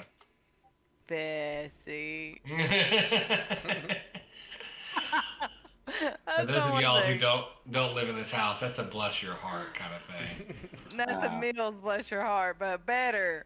Because it It's comes a- with a it's- hug normally. It's a bless your heart, but also a sweet person is saying it. It still feels shitty whatever it said to you. Yeah, I think this Fletcher, the Master Fletcher, he kind of sees exactly what you're doing and is gonna look there, pale skin. We can maybe make this work. Probably not exactly what you're doing. We'll try it. So you're going with a lot more force than what you need. We need to heat it and then bend it. And so he kind of works with a kind of technique. He gets a fire going and starts smoking this log to kind of let it soften a little bit. And it's looking better than it was. All Okay. right. So we've got the bendy bit. Now the actual, I guess the only thing that's left is the remainder of the kind of frame that it sits on, and the stability there. So let's and really kind of what's going to give it a little bit of power with this draw system too. Is it going to be a manual pullback? Is there going to be a lever system? What are we thinking? So, This right, is your like baby. even like the larger crossbows have like a set like click click click kind of system. It would be like something like that. Okay. Yeah. Roll that intelligence check, my friend. What in the My fuck, dude? God. Oh my Lanta. 3 out of 4 rolls are ones. Not 3 even out of funny. 4. Bad. It's not even funny anymore. It was funny. Now it's not. Nobody's laughing. That's He's laughing. what happens when you trust advantage. Okay, here's what I'm thinking this plays out to be. With a double critical failure. Well, no, those are Yeah, twos. yeah. Roll the 2. Oh. Yeah, Yeah, that's it's not a negative critical one, negative fail. ones. It's a Okay. negative. Yes. Okay. We're all a bunch of dummies Lucky. except for Lucky. Najima. No, I ain't even that smart, y'all. Yeah, you're Smart. way ahead of all of us though. Yeah. We're grading on a curve over here. Yeah. Yeah, you're the star student. That's rough, dude. Yeah, telling me. These digital dice have failed me. Oh.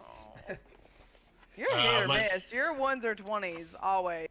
Mostly your 20s, but you're the Mostly. way the digital dice work for you, at least.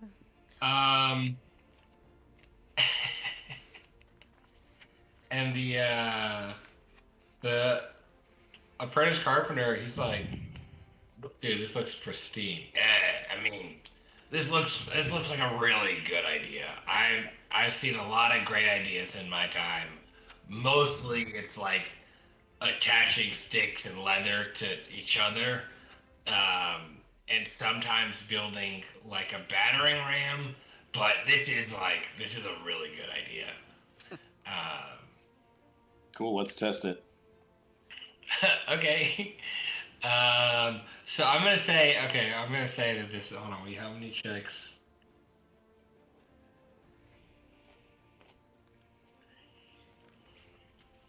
This is gonna be the longest thing that you guys do, and this is gonna push you into the evening. Whoa. Okay. Well, in the meantime, the other. Yeah. So go ahead. Well, I was gonna say, cause like Rue and I are done at 10. Yeah. Claymore's done at noon, so we have time to do other things. Yeah. So we'll come back to. We're gonna test it. So how long in this process has most of this taken so far for Rem? And you guys, well, I don't know if you work the same way as I do, but generally, if you're working on a project like this, a lot of the time is spent thinking. And a lot of this is kind of you're sitting there, like you're looking at things, you're cutting, you're kind of piecing together things in the mind. I'd say you probably have the base together when around 10 o'clock. Like the base is together, you've got the design, and you guys are working on the cuts of everything else at about 10 o'clock. And then if you wanted to do something else that isn't ballista based, let me know. If you want to go help with the ballista, you can see, because Aramis is on this hill trying to make this like golden warm contraption, so you can see him from the. Well, yeah. I told everyone I was gonna go to the ballistas. So that's where I'd go after I was done. Well, I'm trying to see if Najima wants to do something else before we continue that scene. I was gonna do something else. Well, it's not 12 yet, motherfucker. Calm down. Okay, so I think Najima would check in with, like, I was at the ballista and kind of just see how things are going and look and see, like, the progress of it and being like, well, based on the cuts and the measurements, if that's what I'm seeing at 10 o'clock, I would think that it's kind of the same thing as, like, when you're piecing together a quilt or something big and important where there's lots of little pieces. And maybe I could throw in a little input of, well, maybe this is a little too short or this is a little too long, because you got to think about the fact, like, when you put them together and it's not the same because it's obviously more woodwork, but also I think that I have more of a grasp on, like, a concept of, like, size and do you see where I'm trying to go with this? Like, yes, and it is a long stretch but it's to not get real. from clothing. I know how to do it. I feel like I couldn't tell you how to fix it perhaps, but I could look at it and be like, well, would make this a little bit longer or this a little bit shorter, just by looking at it, to be like, okay, well, these pieces, when you put them together, might not work the same as you would hope. And I feel like I would kind of have a grasp on that, having been raised by a seamstress and a master and putting shit together. Give me an intelligence check. Okay, and this is just me coming by checking in. Mhm. Sure, my advantage is off. Yeah.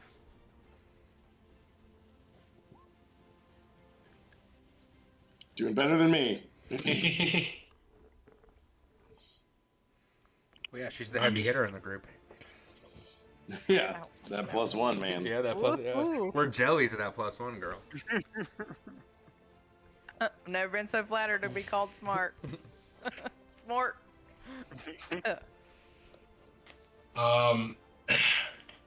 And I think with this, I think like the place that she would fit in would be the where the bend and the way it kind of moves, and you're used to more mobile pieces, things that are not stiff and stable.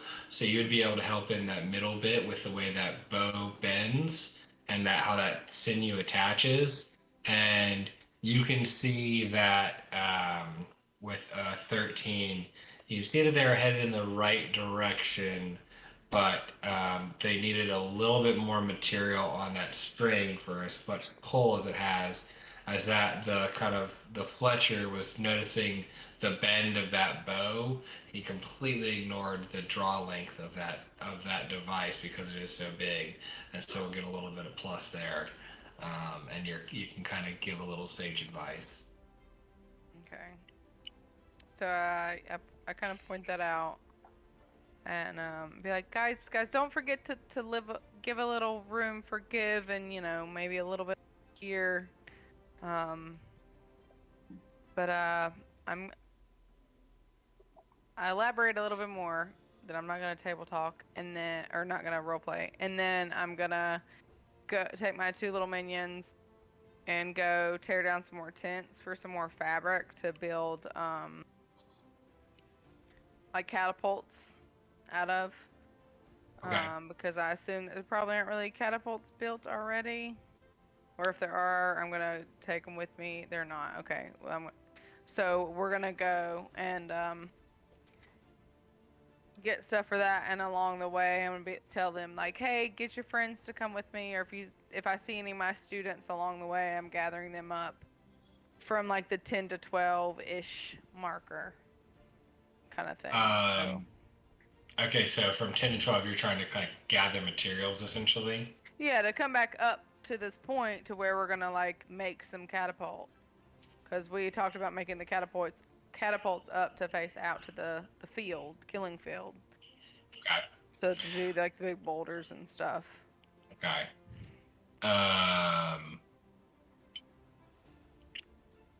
So why don't we roll a survival check with, well, first off, roll a persuasion check to see if you can pull any more of your helpers.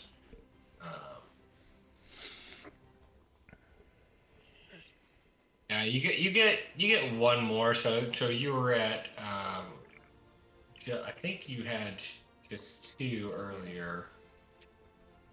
Yeah. And so you're up to 3 helpers now. And They don't get to roll to see if they see any of their friends, because I said my pupils are their friends. Well, I think we'll take that roll for what it is, and we will get a survival check from you, and we'll go ahead and give you advantage because you've got your helpers. Survival to take tents apart? Mm-hmm. Do you have real bad survival? I mean, it's just nothing. It's just like...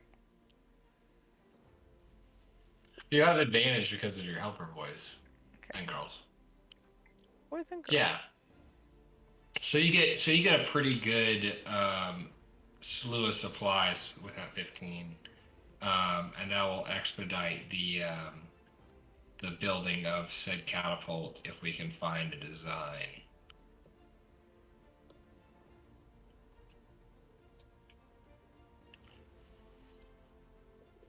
All right. So thank you for your patience, Claymore. We're going to get to you. I just want to finish this like 10 to 12 range, and then we'll get you, okay? Drew, you're going to the ballista, and what are you doing when you get there? I'm going to go to Aramis and say, oh, what are you doing? I'm going to like kind of scratch my head and be like, well, I think we're doing it stuff okay, but I'm a little worried. What was the last roll we did? It was the last roll was the actual launcher mechanism, like the pullback, click, and then release. Yeah, but I'm a little worried about this the release mechanism here. I know you have a crossbow. Do you have any ideas about this? I'm going to take out my crossbow and sort of look at it and look at the thing and look at it and look at the thing. I say, what do you mean? Well, I don't know. It looks okay, but I'm a little apprehensive about testing it, I guess, if you have any ideas about. Does this include the modifications I suggested? Or no? Okay. So I'm gonna do the same thing. Look at my crossbow. Then look at the thing. I say, it looks great, man. Looks dope. Classic Rue. Yeah, and then I'm gonna like put my hand. I said, well, let's pray on it though, you know. So I'm gonna like put my hand on your shoulder and sort of close my eyes and say, "Dear Gaia, please hook it up, and please make sure that none of us die today. Thank you." And I'm gonna cast guidance so that his next roll at least is somewhat less shitty. Yes, thank Gaia. And then I'm saying, how can I help? I can braid some things. Yeah, I think braiding the string would be good, and I think I don't know. May I see your crossbow? And I want to like do like load and then fire a bolt real quick. Of course, and I hand it to him.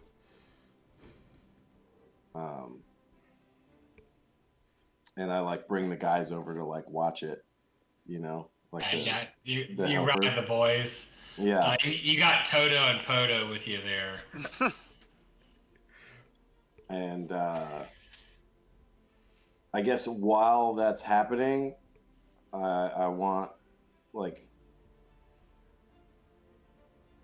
I would be asking them to like give like Enru with your passive perception to be like noticing if there might be any potential issues with what we got going on the larger scale, I guess. Okay. Yeah. Okay, so that's you guys are kind of literally shooting the shit, Yeah. and kind of planning around here, and let's do an intelligence check for the boys, and everybody can just do a flat intelligence check. Aramis, because this is going back over something. Yeah, okay, we'll give you advantage on it. Okay. Yes. Thank you, RNGesus. Oh, fuck. God damn. Oh boy, and they found the cat. Yeah, don't you like the symphony that we created in our house? So I think that I was gonna punish you a little bit with kind of slowing this process down, but I have to honor the great and almighty Nat 20 and the guidance that Rue has bestowed on you. Oh yeah, I forgot about the guidance. Let's see what it is just for shits and giggles, you know? How do I do this again? There it is. Just roll a d4, top left. Boom. That's some It is quality glorious guidance. and it is good. And so I'm gonna look at Aramis and say, "Guy hooked it up. He Guy hooked it up." We should. he's fucking hitting a blunt over there, like, dude, shift it up, bro. Ask and you shall receive. And so the next 2 hours are spent with Rue just getting high and just saying, she hooked it up, bro. Just pointing shit out here, like, yeah, tight. Tight, just tight. So we've got Rue over there giving a little bit of guidance. All right, Claymore, what would you like to handle at noon? So I want to take the one helper that I have and go outside of the gates, and on my way see if I can round up any more. And I want to dig a trench that goes from the river all the way to the edge of the wall, and then start to build a moat that like drops south closer down to the river. And leave. I don't want to quite connect it to the river until we're like about done, and then we'll dig out the last part and let it fill up. Okay. How wide of a trench are you trying to get? Are we talking like what dimensions are you wanting? Maybe like 10 feet wide by, I don't know, We'll say 10 by 10. 10 wide, 10 deep. wide. Yeah. It's a spicy boy. And the main goal is just to get it like to the wall, and then if we Okay. have time still, then we'll start going around it. Okay. Let's do just a straight up strength roll. Athletics. So if you have anything extra for that. Yeah, so it'd be +2 more, so 24. Okay, 24.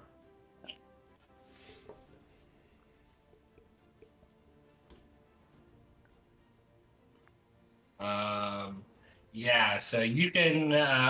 Before we do that, let's see how if we've got some extra people floating around. Let's give a persuasion check to see if we can get any extra bodies.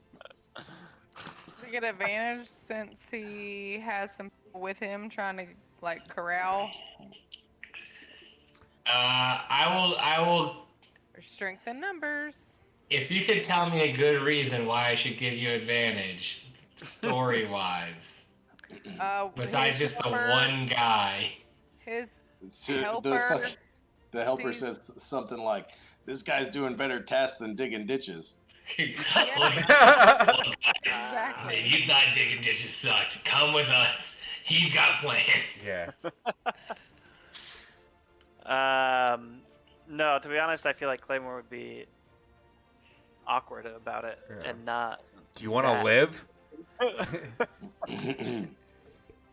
I mean, maybe there's a vulnerable female hobgoblin that's like, well, as a matter of fact, I do.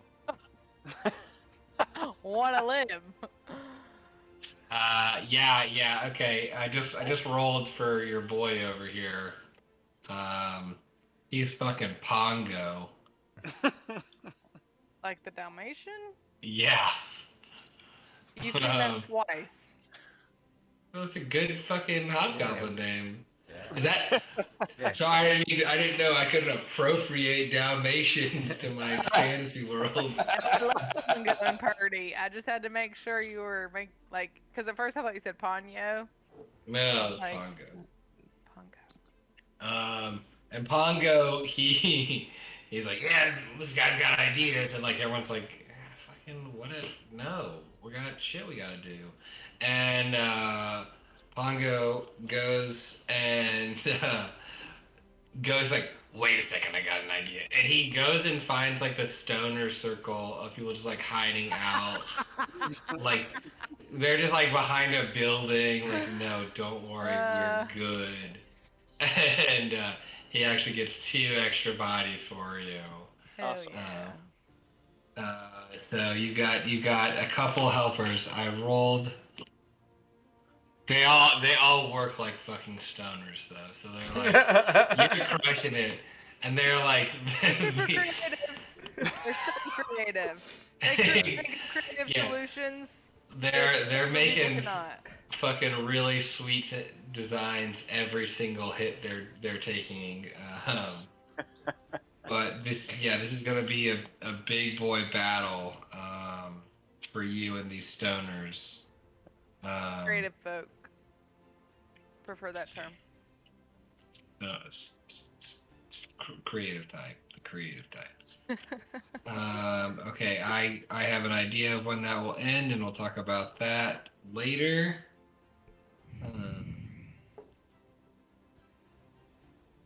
So I want to kind of start resolving these things as we get Am I further. next, or can I go grab my heating pad because I'm holding my back hurts and I need it? You can be next, or you can wait. We can go back to the ballista as you find another side quest. Go get your eating bed. Okay. Old biddy. All right. So Rue, are you just gonna stay helping Aramis with the ballista? Yeah, unless Aramis suggests me to do something different, I'm gonna help like by braiding the sinew. Okay. Because I feel like I have long hair, so I'm like, it's just like braiding your hair, right? Yeah. Yeah. Of course, exact same thing. Yeah. Just with We're the good. war machine. Yeah, we're good.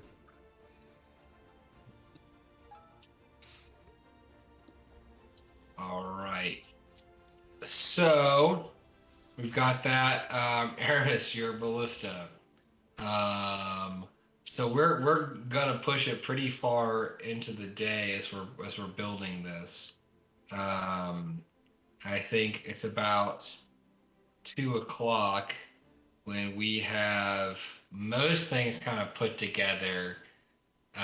You can attempt to fire it now, or you can wait till later, and when you've got kind of all the right pieces together. It'll take another hour. I think I'd rather be sure that it's well put together. So Okay. I won't like just, Aramis is familiar with war, and he wouldn't just willy nilly fire a war machine without it being sure that, Yeah. Okay. So you take another hour, just kind of make sure things are cleaned up, everything's tightened down, and you let's roll an attack roll with disadvantage.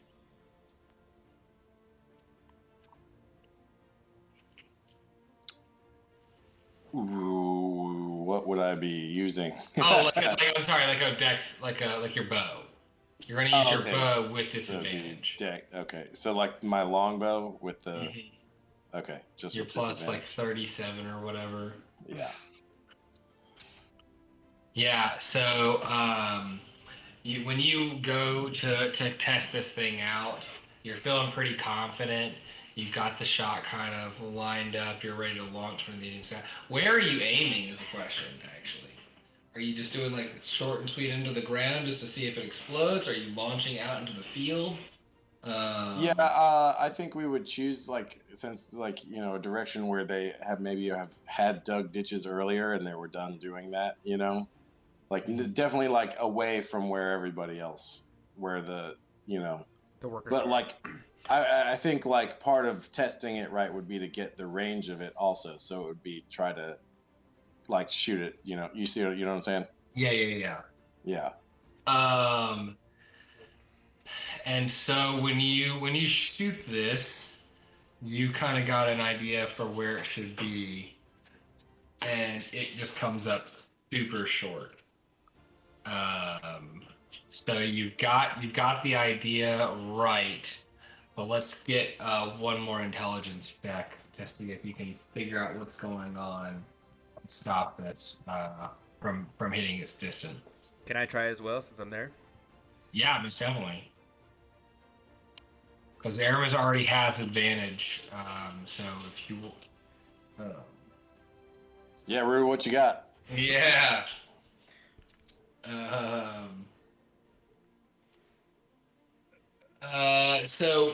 So with that 14 and Aramis is 6, Rue, you're kind of looking over, and Aramis is just kind of like scratching his head, like looking at the crossbow she kind of been using for reference. He's like, I don't fucking get it. Like, what's the deal? It's just like this should work. And you're seeing that, the mechanism that they're using to pull is like kind of catching, because they can't see it from being on top. But as you're in the back, an extra player, stick them on cutest. bullshit. Yeah. Cutest Who are all thing. these fucking people? So you're seeing that kind of pulley, and there's a little bit of like give whenever it tries to lock in. It's not seating right, and you have just enough of an eye that you can kind of piece this together. And you kind of pointed out to Aramis of the mechanism that is creating this pulley is not drawing, it's loosening. And I think that will put us, another hour to kind of complete that. Okay, so that puts Aramis and Rue at 4 o'clock. Smart, what have you been doing?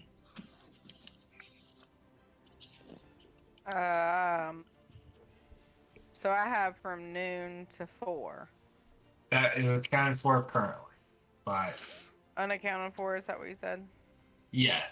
That has been accounted for by the team. So up until 4, they're kind of safe right now. Okay. So I went to gather materials. I got material. This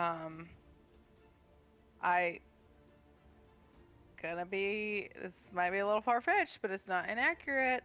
I'm gonna base the catapult off of like the design of a bra and try and go with the design that way, but make it a single shooter instead of a double shooter.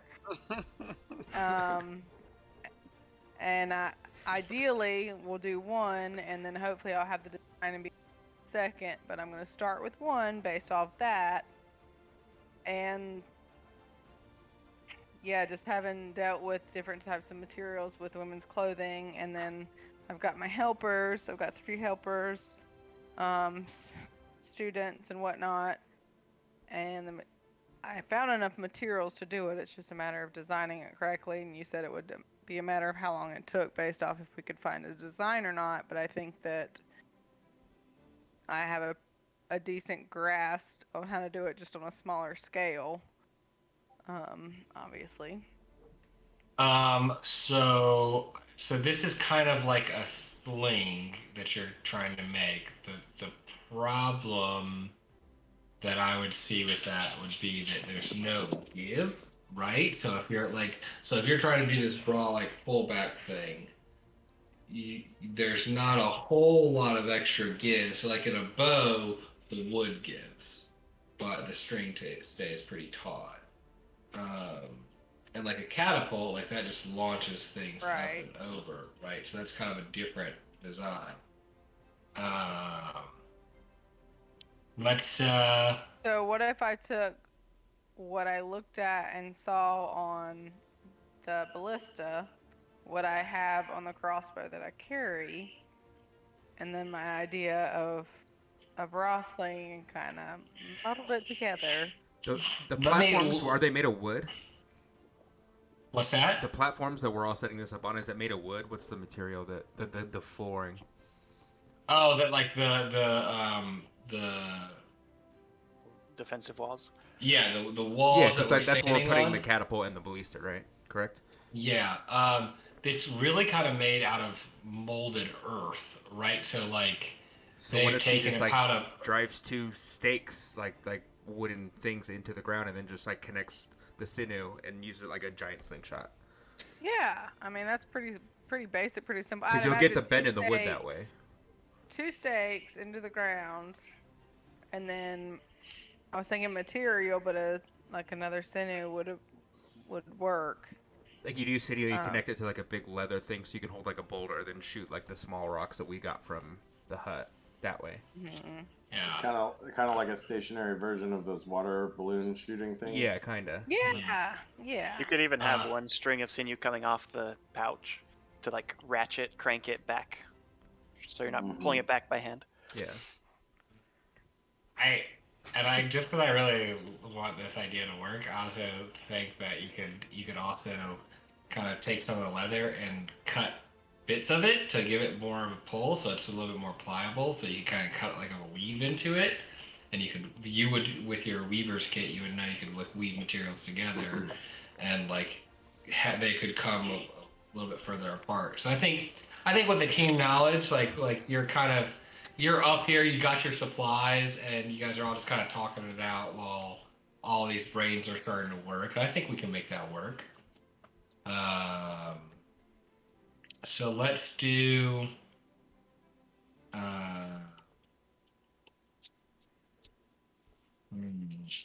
I really see this as a survival role, or either survival or intelligence, like just a straight up intelligence check. Do I get help on it or not? Yeah, since Rue's taking this extra time to just kind of be of assistance, I think that you can use roll with advantage as Rue's giving you the help out. I wish there was like a crafty check. Let's be like a crafty check. Well, that's something to discuss, like in terms of like adding custom skill checks, which is totally a thing for homebrew campaigns. Like because not all the ability checks cover everything that a person can do. You know. Yeah, roll Yeah. for war machines. Yeah, exactly. Which All like right. would maybe even be something that a character like Aramis might have proficiency in because he's been around war, or Claymore might have proficiency. You know. Yeah. Which I was gonna say, do I get to add the proficiency with my Weaver's tools or no? Whatever I roll, I haven't rolled anything. Yeah, specifically because you said you're gonna base it around a broad design, and I love that idea.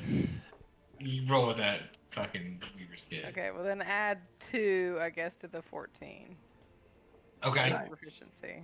Nice. So Thanks, I, Rue and team, but Rue was there. but mostly just Rue. So I think with that, you what's up? I was just gonna say, also in the meantime, during all time span, Happy has been flying around looking for a sure exit for us. And I feel like he would have gotten to make a couple laps in the span of we've been 6 hours now. We woke up at 6. It's noon, 1 o'clock. So I don't. I know you got a lot to keep up with, but I wanted to put that reminder. No, that's out a there. good reminder, and we can revisit that a little later on. Okay, it's fine.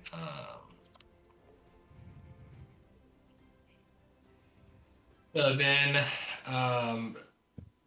so with that check, I think we definitely get a successful design kind of made.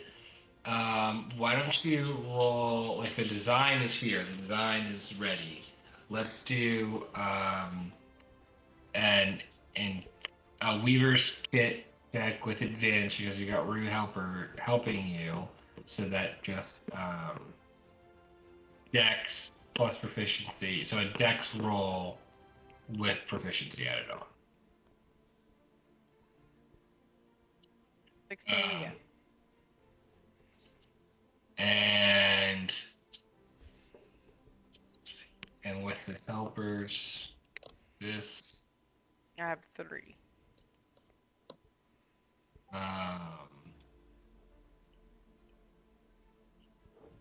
Yeah, so this is actually coming together pretty quickly. Like, you've kind of made this idea that was kind of, we didn't really know what you're going with when you picked everything together and collected all these materials, and you kind of sat down and started looking at things, and people started chiming in, and this starts turning like clockwork. You're really like very efficient at making this. And I think that with that, if you wanted to put a little bit more time into it, going into that kind of 4-hour range, you could make probably 2 of them, and you could do that another time if you wanted to, if there is time. So in 4 hours, I can make 2. Yeah. Okay, I think I would spend my time doing that, and feeling pretty confident and like I'm in flow state. I'm gonna go ahead and make the second one. Like, this is good. Just as a quick glance over, when I saw that you had enough stuff to make a second one, I might suggest that it would be a good idea to put one of those by the gate, just to have something like that in front of the gate also, Yeah, I'm like, yep, I'm not opposed to placement suggestions. So if we're gonna have 2 ballistas on this side and a catapult, whatever you want to call it, having another catapult on the other side isn't a bad idea. Yeah, we'll call these catapults for ease here. Yeah, I know they're not giant slingshots, maybe. Shot put. You say fucking shots, bro? My dogs have been kind of asking to go out, so we could just take a quick 5. Yeah, I need to go out also. Okay. We'll be back in 5 as we let our dogs out. Boo, boo, boo, boo. BRB.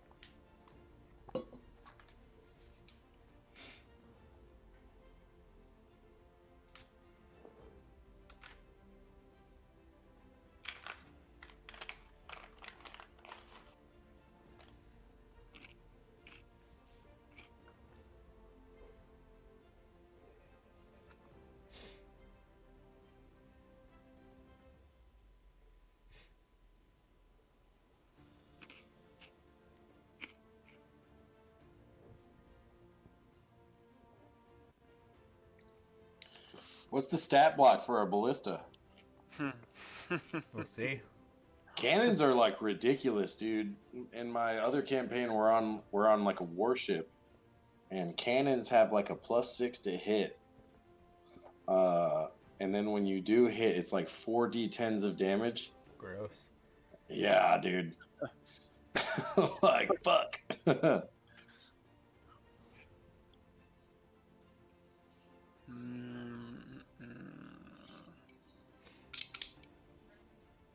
There's got to be something in somewhere in D&D for a ballista, I would imagine.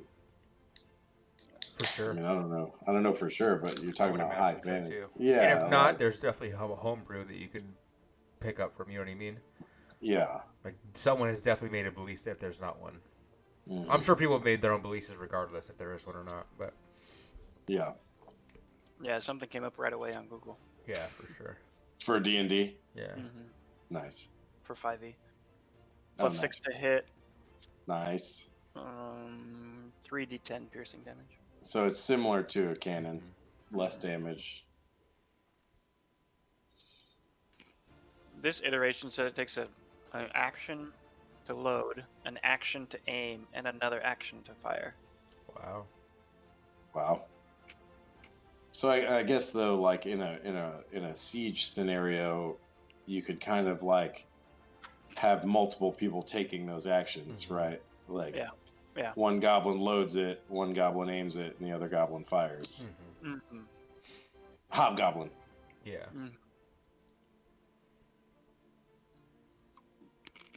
But also just don't say that. You know? Yeah, for sure.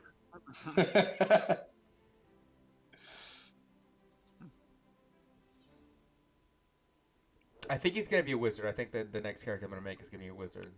That Southern Baptist priest. Yeah. He's gonna He's gonna make be him a born wizard. again, which I think would just be so much fun to play. But You'd be like I'm thinking Divine wizard. I'm Soul. thinking wizard. Dude, Wizard's a lot. Wizard's so fucking much. We'll see. We'll see how.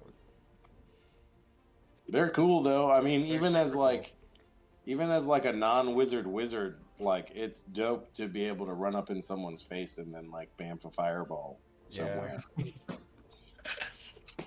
Just because why not? Yeah, and knowing me, I wouldn't go battle wizard though. I'd probably do like more. Right. Blasting. You know. Yeah. Yeah. Remick wants every class he plays to be able to go sword and board if he wants to. It is, melee classes are a lot of fun. For sure. I mean, it's true.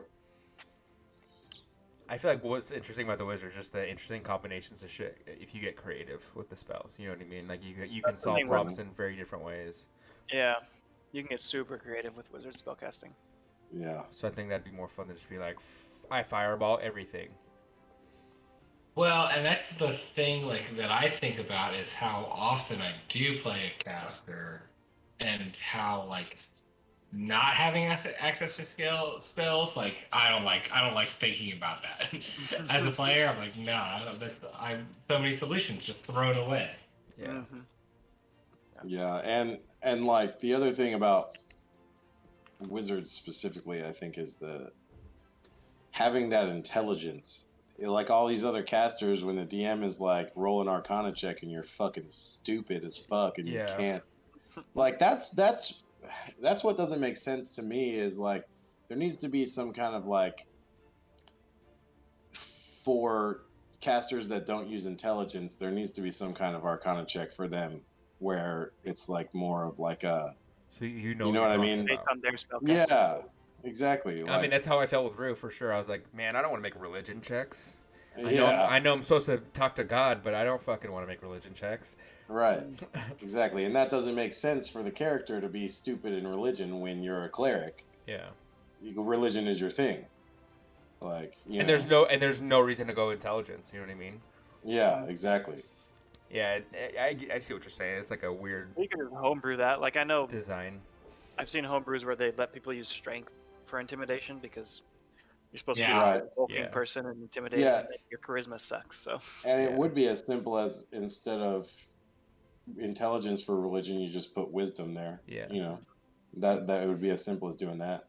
And there is like actual like rules as written versions of all these things. Like if you decide to do that, it's like a strength intimidation check. Like you can skin it that way and be like, oh, I walk up and I like punch a hole in the wall. Right. Whether you roll intimidation, like I'm not gonna say like, all right, use your charisma, buddy. Yeah. Yeah. Yeah, see, and I think like with the religion, for me, it'd be like if it's any religion besides Gaia, I wouldn't know shit. Yeah, I would want to roll intelligence, but like with her specifically, it's like rolling wisdom would be sweet. You know what I mean? You mean you want a plus 50 to your? Yeah, I would like the religion plus roll? 5. Thank you. Do clerics get proficiency in religion just as a class perk? You can Or take it if if- you want. You can Yeah, take it if you want. choose to. If you choose it. Okay, that makes sense. But I think that's kind of what Colin's getting at. It's like it doesn't make sense for Rude to know like other Yeah. religions. Yeah. Right. Okay, let's get back into the game.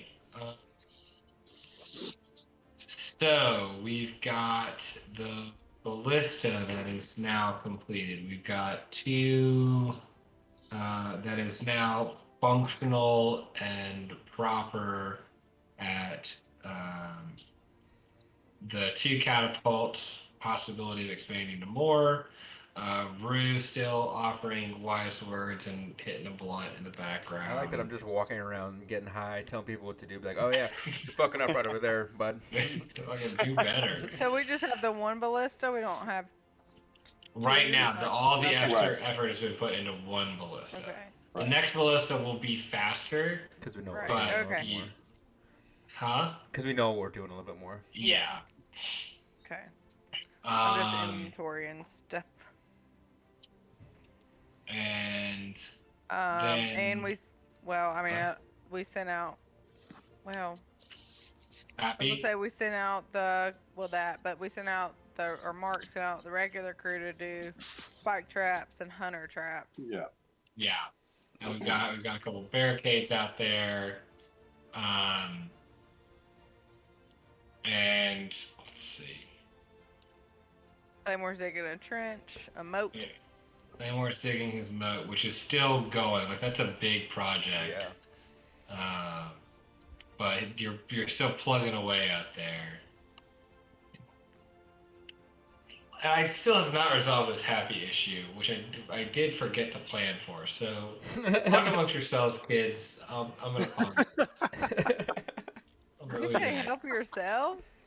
Talk amongst yourselves. Talks amongst yourselves. What do Okay, you so think I said? Help yourselves? Yeah, just start rolling shit. Tell me what you do. yeah, so real quick, I'm gonna give 2 of the healing potion, the 2d4 plus 4, 2 to each person. So I'm gonna give two to Naj, 2 to Aramis, and 2 to Claymore. I'm gonna reduce mine from 8 down to 2. And then I'm gonna give you guys each 3 of the lesser healing potions as well, which is the 1d4 plus 2. 3 each, you said? Yeah, 3 each of the lesser and 2 each of the regulars. So you guys should be down a clown now. And How many did you say of the lessers? Sorry. 3. 3.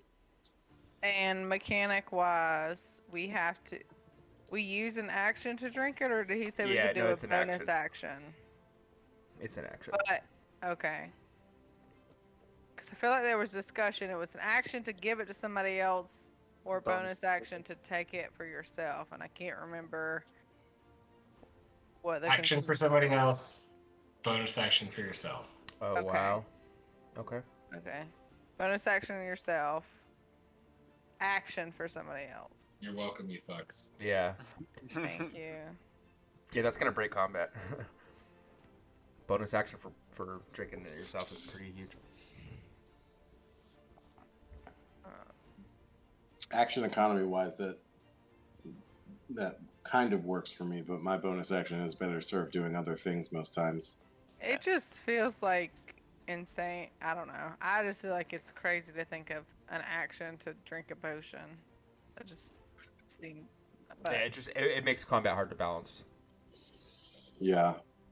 I've never been on the DM side of it, so I'll take your word for it. I took a sip of this drink. Yeah. Turn over. Yeah. Yeah.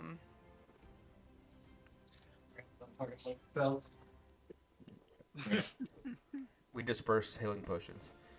Yeah. You just see Aramis on the wall, like looking out, like with his hand like this, and like, but you see it like there's a little bit of a breeze, and his cloak is flapping, and his hair is going, and he looks elegant as fuck, except for like the hand, like, fuck.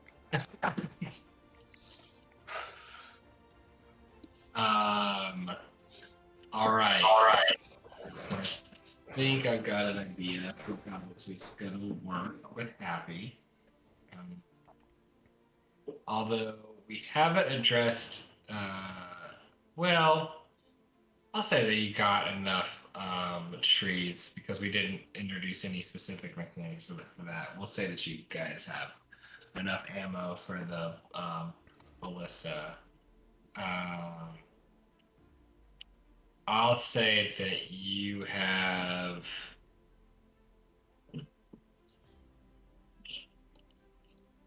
We'll say we got 20 quote unquote bolts for the ballista.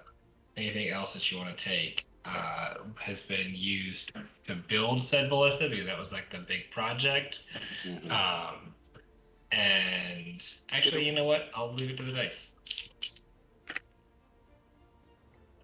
You guys have 26 bolts for the ballista. Somebody write that shit down because I'm going to forget it. 26 bolts for the ballista. And then if you wanted to try to salvage anything from the huts, I think that's kind of similar shape that might be usable. How successful were the Molotov cocktails? Yeah, we didn't resolve that. The Molotov cocktails, your boy came in strong.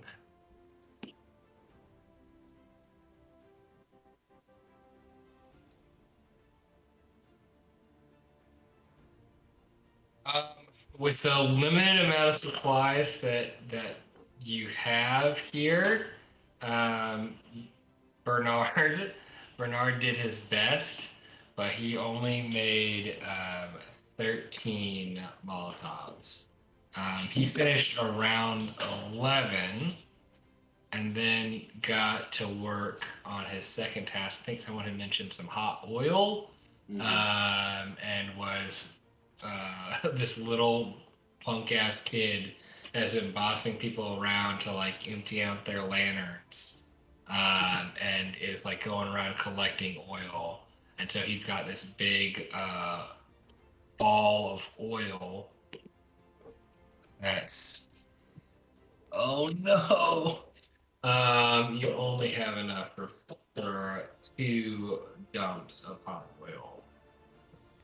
That's all the lanterns that we had in the town, and he finished up right around 3 o'clock.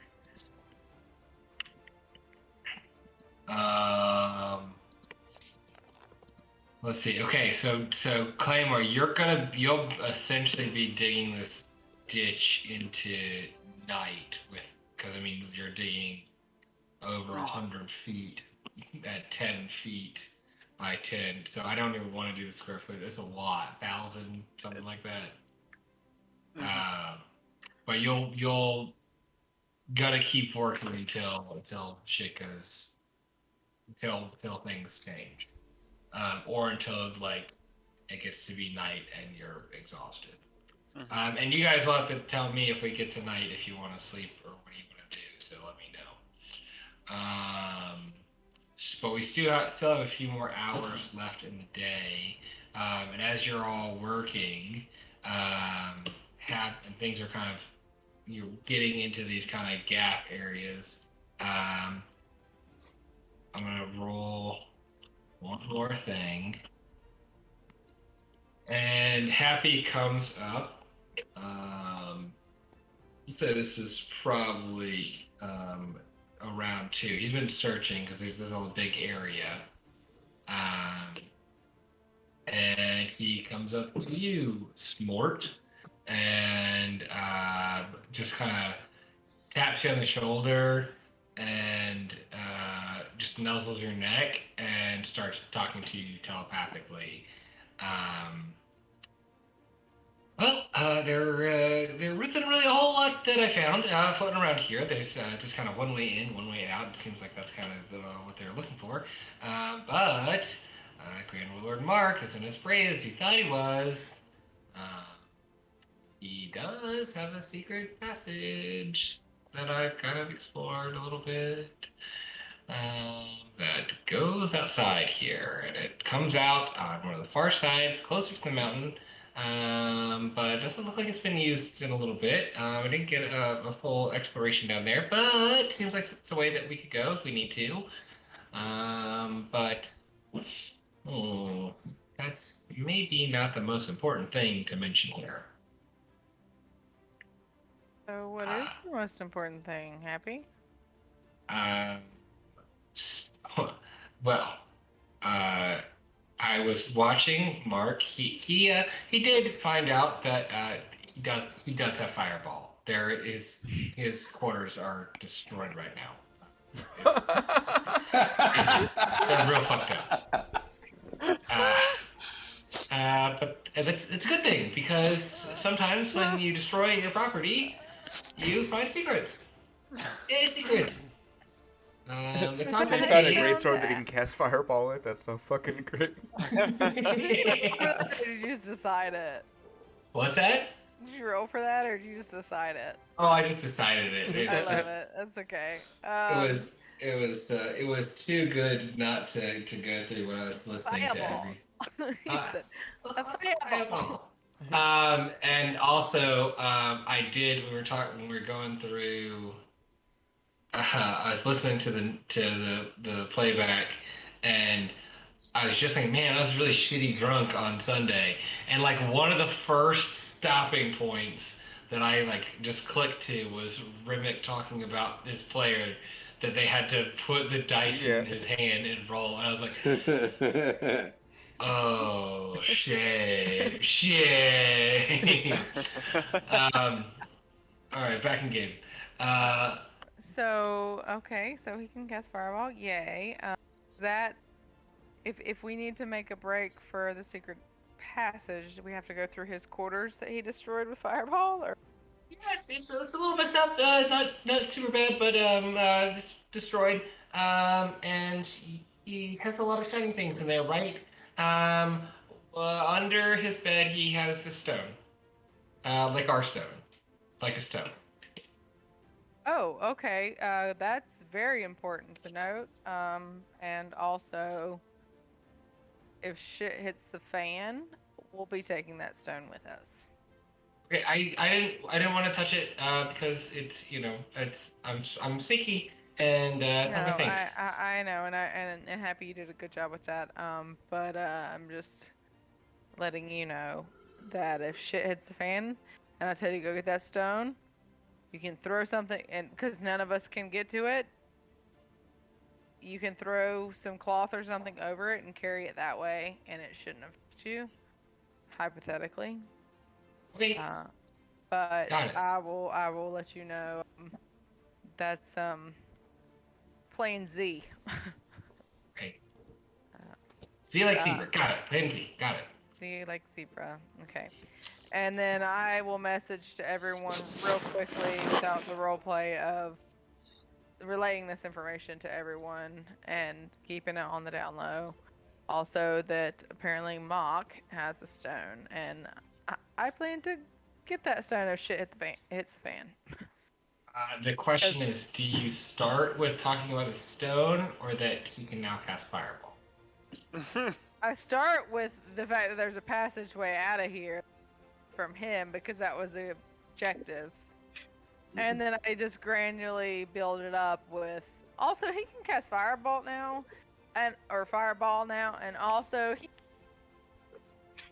that probably shouldn't get in the wrong hands. So let's make sure and get that on our way out. I would answer back when you message me and just ask, is there any way you can get it now while he's out in the field? I mean, there's definitely a way. It's just a matter of if he goes to check for it and it's gone. Do we want a civil war at the same time, an outer war? Or I'm not gonna wait until they've infiltrated the gates to go and get it. I'm gonna definitely go get it before then, but I'm reluctant to go get it now unless y'all can tell me a good reason why I should. No, that's probably a good call. Just because I don't want to raise too much suspicion before, like right now we have a common enemy, and I'm not trying to make an enemy within the. I would message you back something like, yeah, if we lose this fight, that's definitely a great plan. We need to get that. Even if we And don't get out lose, of Dodge. But if Yeah. we don't lose, we need to bring it up to Mark. if Has we, anybody seen the fucking room? yeah, we all saw the room. Oh, the room, the movie, right? Is that what you're talking Yes. about? Yeah, I watched it. I don't know if it was with you or not. It was awful. That's the point. Well, that's the point to most people that you talk to. I was just Or is curious. Mark like the director that was also the actor that was also? I don't know what happens. You keep dropping out a little bit. Can Yeah, you that bring was your weird. mic a little close? Because that's the second time, and I think I need to plug at the computer because I unplugged it. Mhm. I'll plug it back up because I only have 2 outlets.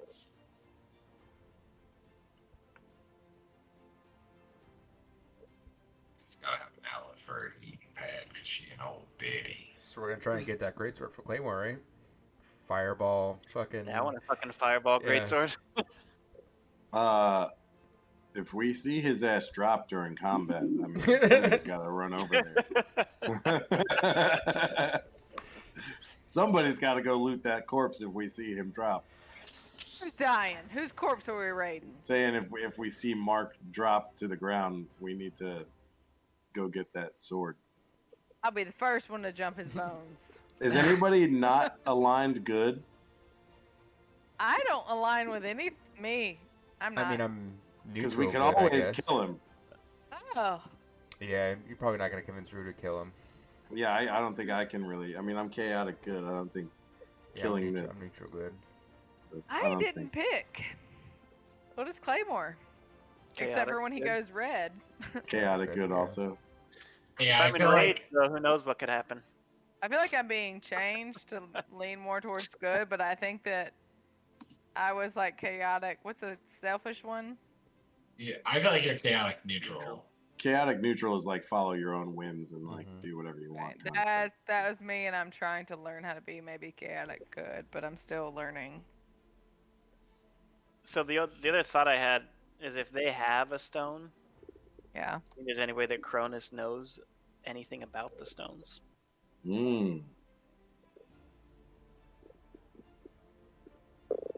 Did we not We ask him have- that?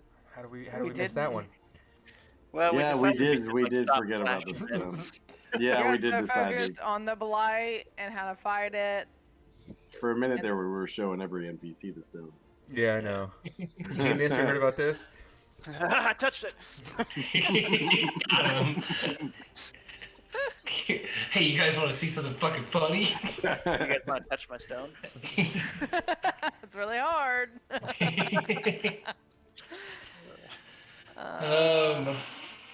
Yeah. my stone will make you see God. Yeah. Um, Or it- Valner, you know. yeah, that did change when you almost got it stolen until one of your players lied on their fucking sheet.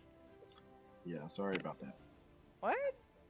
The dragon was supposed to have taken the stone, but because it was in my inventory when the dragon came and robbed me. But I don't But- think it actually was because I've been. No, it was not. Claymore still has the stone. Yeah, but that's what I was saying is like in that episode or in that session, it was that Stolen. yeah, it was in his inventory, and it wasn't a plan. I didn't even look. I was just like, oh, this is happening. I'm gonna take this opportunity and see what's in his inventory. Yeah, Oh, the stone's there. Yoink. yeah. Never mind.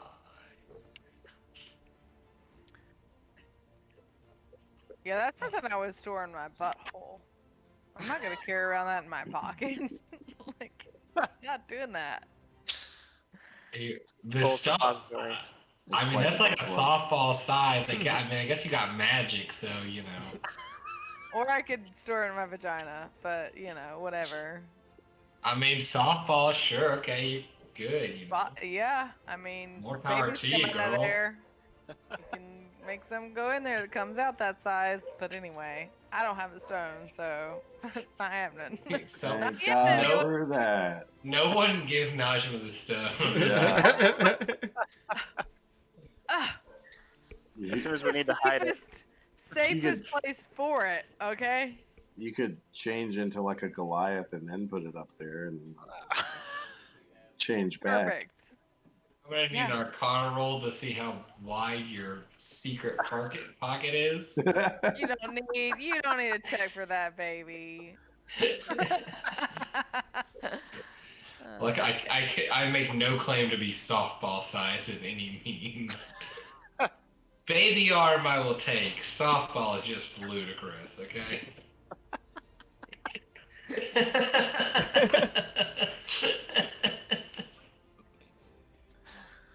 You guys wanna play some fucking D&D? Yeah. Yes. You made it 3.5 hours without me take jokes. Well, the streams hasn't even been really going for 3, so Yeah. so we're doing even better. The D and D, the last D is up for interpretation. It could be drunk, it could be dick, could be dick jokes. You know. Whose stomach was that? That was so impressive. I wish it were mine. It was What? definitely Remix. They're all stuff that happens. Always. Your Rick shitting stomach? himself? No, it didn't sound like a fart. It sounded like a tummy grumble. It did sound like a tummy grumble, but I don't know. I don't know what you heard. It could have been this leather, like the leather sticks. No. It was the leather. It was the barking spiders. I didn't feel my stomach rumble. That's what I'm saying. But, you know, I didn't hear it, so it must have been me. So. Sharded. Like, the bad thing about watching this overlay is that I don't see the green outlines, so I don't see when Remix shits himself in our Discord. All right, let's play some D&D. D&D. Wait, what has Nick? Did Nick change? When did you change scenery, Nick? He always changes I moved. scenery. Yeah. Well, yeah, but I felt like in it was. Oregon now. Yeah. But weren't you in a different room earlier in session?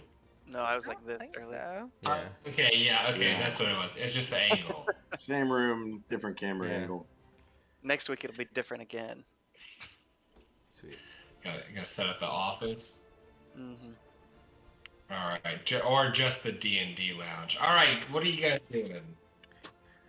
Well, what time of day? Like, we were just It going. is 4 o'clock. The 3 of you are completed with your tasks.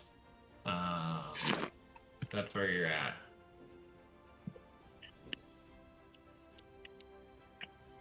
Well, what else do we do, guys? Are we ready for war? If you guys feel like you're good to go, you can just hang out and wait and see what happens. No, we can You guys always. feel like do you're good to more. go, you could dig a moat. Yeah. Yeah. It's good to go, more Always like do good to more. moat. And I'd kind of glance at like my helper specifically and be like, "Well, we got materials for another one. You guys think we should build this thing?" I would say maybe use materials to get more arrows. More bolts. That's Yeah. another option. Because we only have, I mean, we would have 13 apiece then, you know what I mean? And once we're done, once we busted our load, we're done. Yeah. That's true. I don't know Well, how now- long this siege is gonna last. Yeah. I mean, I would say let's make it a second one if we can somehow produce more bolts within the Well, camp. here's my question: is can we go scavenge and start tearing stuff down to make more bolts? Versus just what was readily available. We got time. We can go start taking things apart to make more bolts. We can start. Yeah, I guess pulling me and you could go make bolts while they finish the second ballista. I mean, yeah, I'm good with that. Or should we totally invest in this moat and just put our resources there and have a little bit of everything? No, you should make the second ballista.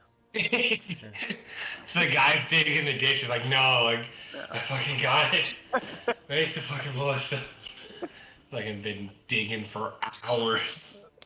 Yeah, I feel like I'd rather break down wood and make bolts than dig, personally. That's Bruce's vote. That's 4 o'clock time frame is with 2 catapults. There was option for another if you wanted to extend Another the time catapult, out. which you said would be faster because. Yeah, I we feel would like possibly have- you could probably do 2 more in 3 hours. What are we The first shooting one out? took you 4. Of the catapults. Yeah, I was gonna say we didn't get. Stones. Yeah, the Those stones rocks from the from the house. yeah, from the house. Yeah. Which I am not above going and tearing down the rest of the house for stone. I will do that without I Mark's mean, I left permission. one wall. Wow. Yeah, and he never went back and built him the rest of his house that was promised.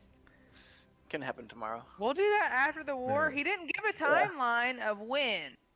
That's He true. did not. He fireballed his whole house. He's got bigger problems than the shit man. You know? Yeah. He's got bigger fish to fry. Exactly. And we'll just say it's under contract. There was a delay. Yeah. It was the supply and demand Yeah. discrepancy. Okay, so 2 more catapults or ballista materials, or divide and conquer. I could go build 1 catapult, and y'all can do ballista and ballista ammunition. Accessories. Bullets and bullets accessories. I mean, yeah. I guess divide and conquer then. Mhm. Divide and conquer it is. Okay. Okay. So I'll try and make arrows. And I'll take my 3 minions, and since they watched and helped with the first one, to do 1 more catapult. Let's do another dexterity check. This one also with advantage with your helpers. And this Bernard guy is done with his task, right? Can we send his ass down to help Claymore? Yeah, most definitely. And his Can we name's not Bernard. just say that we do it? Like, since we've already done it once, we have to. I was gonna try and see if we can knock an extra hour off your time frame. But if you just want to take the 3 hours, it's fine. But if it's worse, then it's gonna be worse. No, I wouldn't take anything. This one specifically, I wasn't gonna take anything away from you. I was just gonna see if it could expedite the process. It's not going to take away from the design or construction. Let's just- do. So, yeah, Hey, guess what? That roll, it helped you out. I just got scared So- and panicked. Okay. Just gonna drink some beer. How was Dry July? Did you guys make it all the way through? We did. Well, I mean, Yeah. we went to our bachelorette party, but that was the plan. And we both did have one past day. Mine was the 2nd of July, and his was somewhere in the. Well, it's because I went out with a girlfriend, and then but his was like in the middle. So, but they were both Hey, well bro. deserved. I don't remember what. I just had a fucking real stressful day one Yeah. day. I was like, I just need a fucking Good beer. I day. don't care. Yeah. It was good. I liked it a lot, actually. I always do. I'm always like, yeah, fuck drinking. I don't need alcohol. I wasn't gonna drink tonight, and then I got attacked by, and I got bled on by mice guts, and then I was like, Worse is it? I need a beer. I need a beer. And here I am, drinking a beer. But- But I'm not drinking tonight for once. I feel like that's a better DM decision to keep myself accountable. Baby, till we're finished with the stream, okay? Calm down.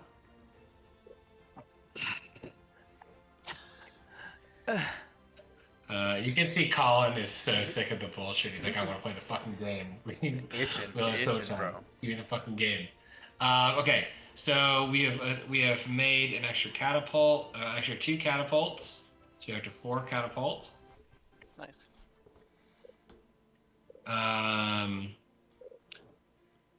And let's see. So we had that.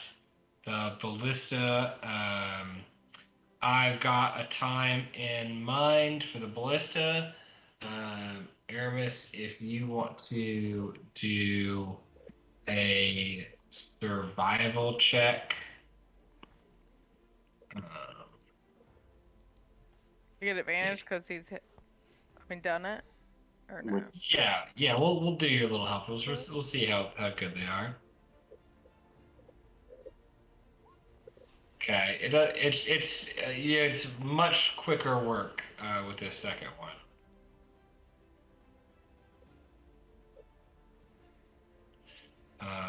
Totaling 11 hours in the first one. No, 10 hours in the first one. We'll do 6. No, that we need. We'll do 4.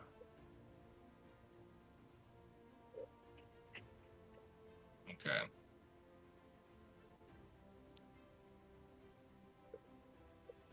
Four Uh, hours. 4 hours to build a second ballista. So we're looking at 8 o'clock. Yes. Okay. And then Rue, you have. Let's do a survival check for you with advantage. Because wasn't someone helping you? No, I was alone. Yeah. No, Bernard. Yeah. Bernard. Oh, okay. My little student. Never mind. Kinda. And we'll just say to make this easy, you get 13 extra ballista bolts. See, so we have 39 total. Yeah, someone write that down because I'm gonna forget it. Sure, yeah, I'm writing all this down. It's my favorite thing to do, actually. Inventory. So I have good. it. Okay. I have it in my ideals. Oh, I have it on pen and paper. Fucking shit up with a bolt. I will say that takes 3 hours because you're taking apart buildings, and yeah, so that puts you at 7. How long did it take to do my catapults? So what time? That was 2 hours, so you're at 6. You're at the end of the 6th one.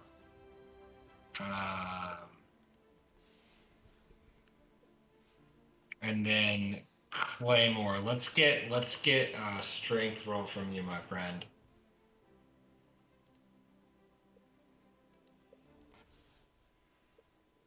Fuck. You're feeling With advantage gassed. still? You're feeling gassed. Fuck. Let's roll for your helper buddies, though. Let's see if the stoners are getting second spins over here. Yeah, there's what I think we had Pongo and the stoner circle. There were like 2 of those guys.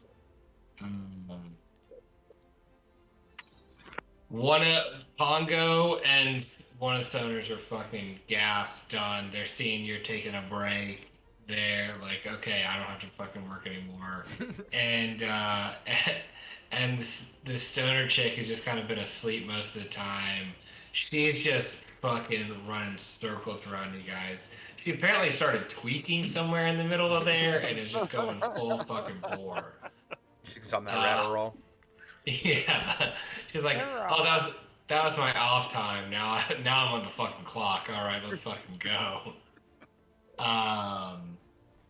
So she starts crushing it, and I'll say that you can probably get. Let's see. So we've done how many hours at gate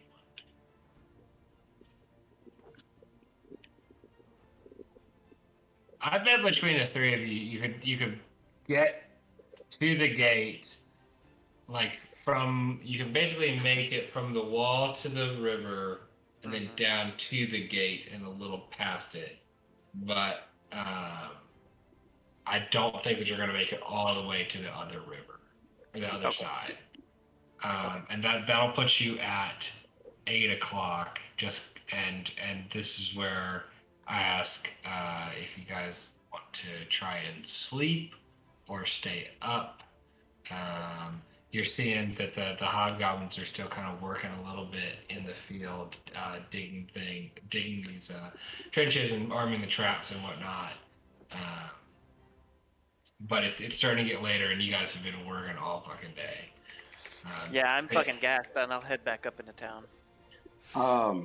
And before, just to before the sun would have gone down, like once we fixed that thing, I would have wanted to test out the range of the ballista just again. And I think that the way that I'm gonna do, oh, that's not the screen that I want to do that on. I think that I'm gonna use for the range is the longbow stat, which I think is like 600 feet. Sounds right. Well, I had a longbow way back in the day. Yeah, I'm pretty sure that is correct. I don't Yeah, it's actually- 600 feet. But I will not impose disadvantage on the check, so you'll have a range of 600 feet, but no disadvantage. Okay. Well, and we have two of them, right? So like, we need to You be can't training. stack them on top of each other to get 1,200 feet. No. But I mean, what I'm saying is we need to be training the hobgoblins how to use them. Mm-hmm. Because I don't. Yeah. I don't And even then- know that I'll be on the ballista, right? Yeah, Like, we're probably best using our own. yeah. You're a better archer than anyone else that's going to be in Yeah. this town. Right.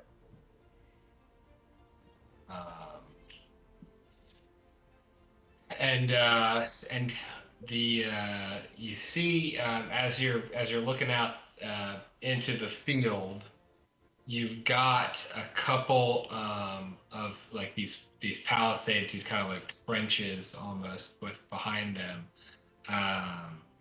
and you've noticed that the hobgoblins during the day actually. Rue, you'd be the one who noticed this. You're fucking hanging out all damn day, just pointing at people doing shit wrong.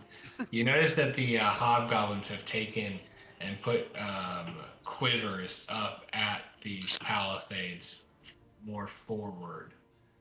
So they essentially have made trenches because their bows are definitely not going to hit 600 feet.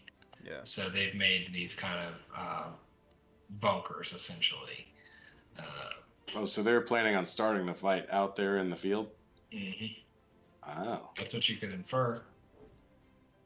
What's the catapult's range? I think the catapult's going to be a little shorter. I think that we can do the catapult. Let me do a little bit of research and get back to that's you. fine. Yeah, That's I was fine. gonna say just there's- I was just trying to get an idea. Yeah. But it's fine. There's probably stuff out there for ballistas and catapults. Yeah. I'm sure that I might wind up pulling that in and giving you guys a different Yeah. stat block.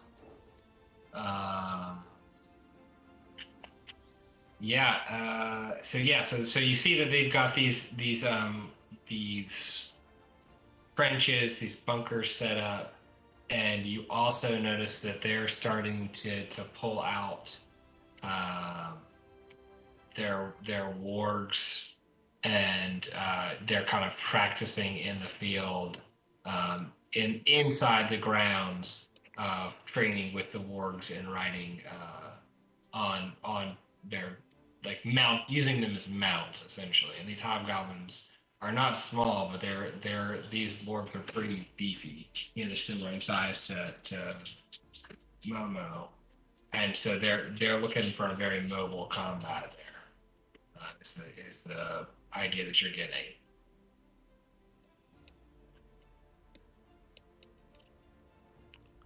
So my suggestion would be we take naps in shifts.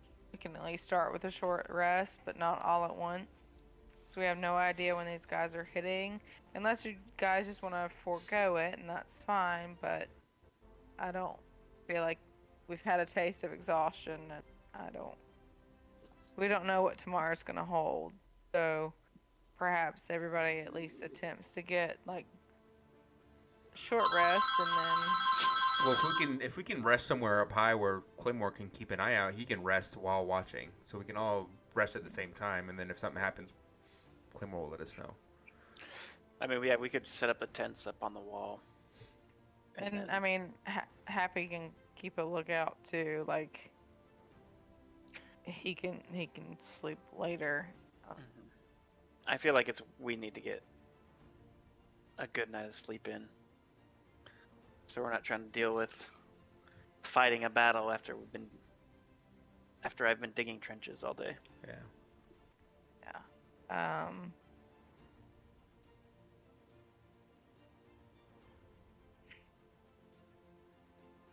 Well, let's do that then. I am. Well, I'm curious, and I will message this to each person. I'm curious to if anybody else knows and who else might know about the stone under Mark's bed. Maybe we let Happy take surveillance over there to see if anybody enters in to get it before the battle ensues.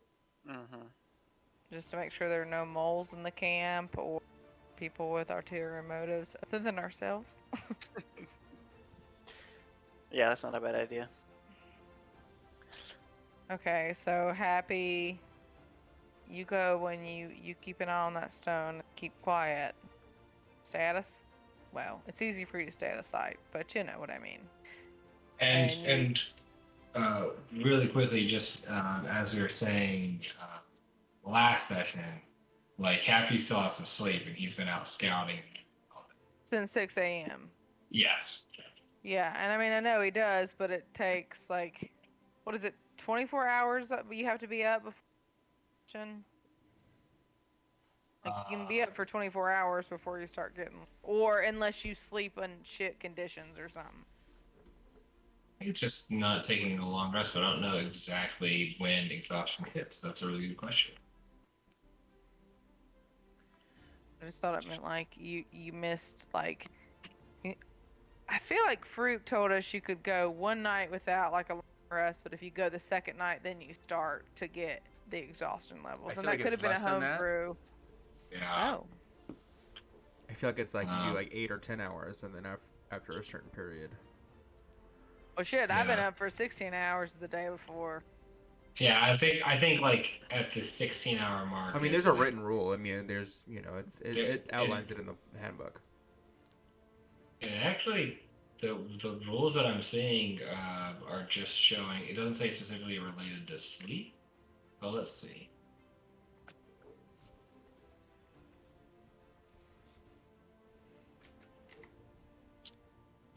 Okay.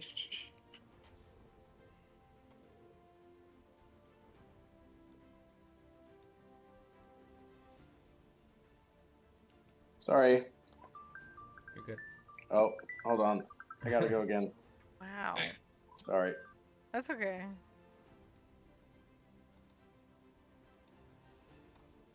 Oh, so it's there are rules. They're not in the original player's handbook.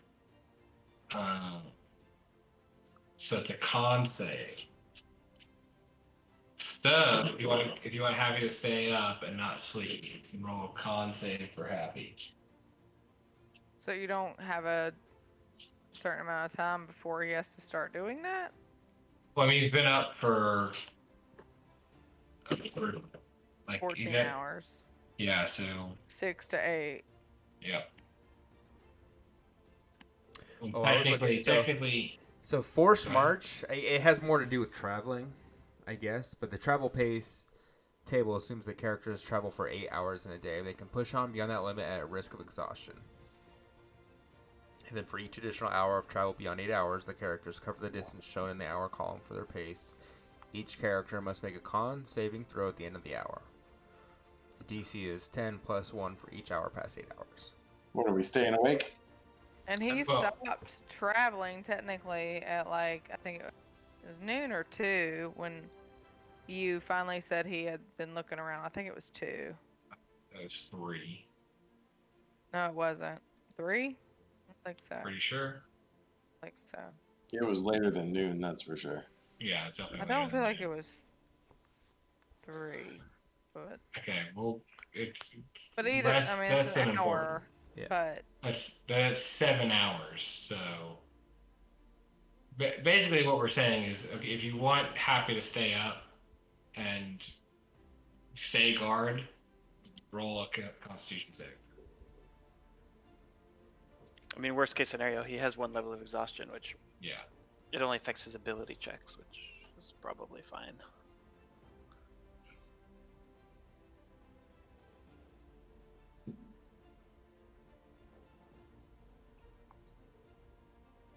What's the DC?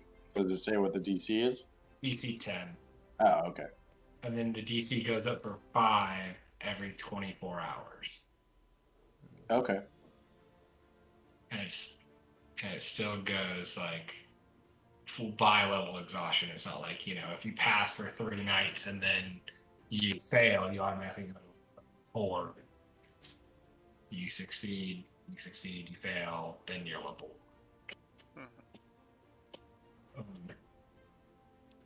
I don't think he has a very high constitution. No, he doesn't. Did you need me to roll for him? No, but how long is a short rest? An hour? It's an hour, but it's a short rest. It's not. It Yeah, doesn't. but it would prevent exhaustion, right? No. Yeah, short rests are kind of weak sauce. If, in terms of that. Well, I mean, I was just saying from 2 to 8 o'clock, he wasn't really doing anything. So he could have been sleeping, right? From 2 to 8 is 6 hours. Yeah, but 2 hours of sleep isn't enough to. No, 3 to 8 is 5 hours, but 2 to 8 is 6. But he was helping. You specifically said that he was going. No, that was Bernard. Yeah. He was He wasn't helping doing somebody. Happy made his report and then stopped working. Yeah.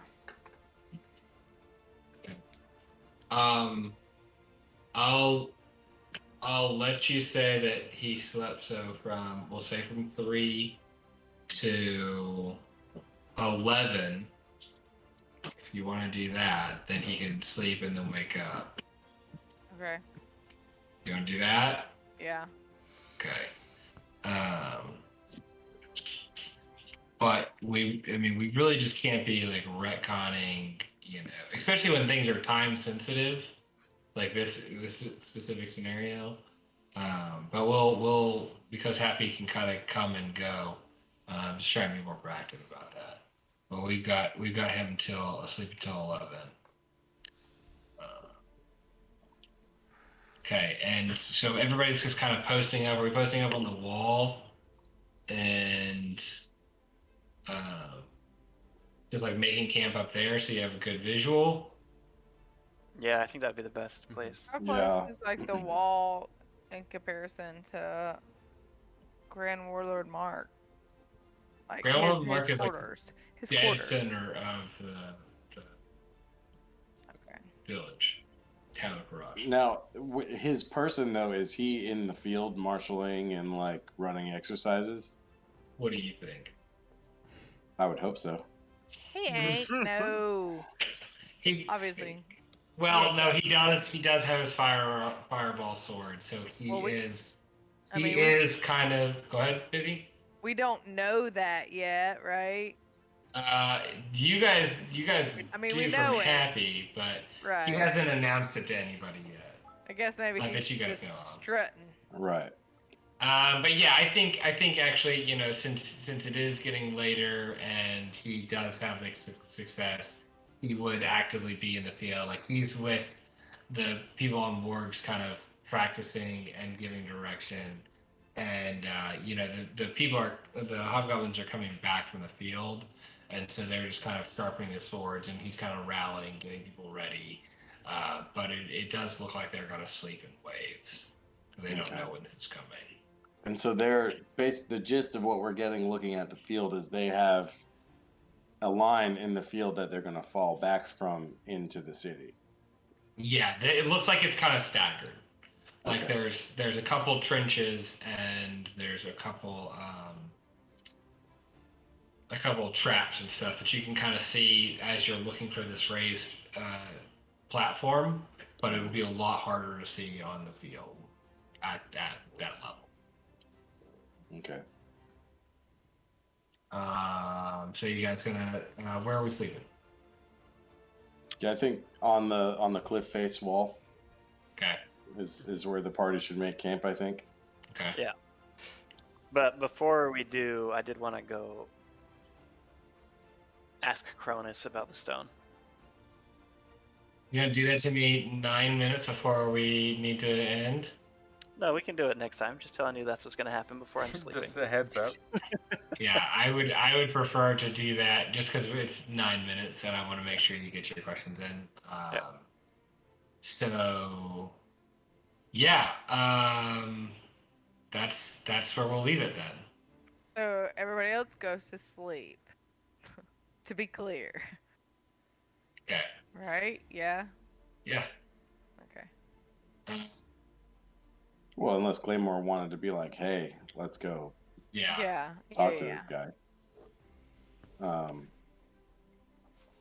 And then that is a good point. Like as we're doing this because Najma, you did end earlier than everyone else. Did you want to go to sleep? Like you could have like walked by and asked people their opinions of where you wanted to sleep, or did you want to kind of help people finish up their projects till 8 and then go to sleep? I feel like because I need more sleep than everybody else, I should probably go to sleep early. Like when I was done, what, at 6? I think you told me I was done at 6. You finished in that, so it was like, yeah, we'll say 6 for convenience.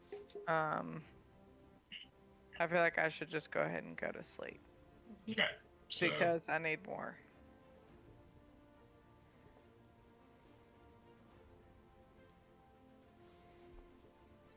all It's right. just like real life. I go to bed earlier and I just check in and be like, if you need me, wake me up. But this is what I'm gonna do. What are y'all gonna do? Cool. Good night. and part of the mechanics of the long rest is you can be woken up for up to an hour and still be fine. So if they Yeah. really want to come nudge you and be like, yeah, we're gonna go deal with some shit, then that's fine. All right, I think that's the time appropriate, if not thematically appropriate, time to stop. Because I gotta be an adult and work it like a productive citizen. Now you don't have to go to work till 8, so that's better. Yay! I still feel like I'm not as productive as I want to. I still feel like I'm making mistakes. That's a conversation for another time. Hey, stream, loved it. Check you later. Bye. All right, off the internet. So yeah, figure out what you want these ballistas and catapults to look like. And Yeah, do, I'll pull up some rules specifically for them just to have because I have general ideas, but I figured you guys wouldn't get to combat today. Although I kind of had hoped maybe we could. But I didn't think you were ready for us to get a call. yeah,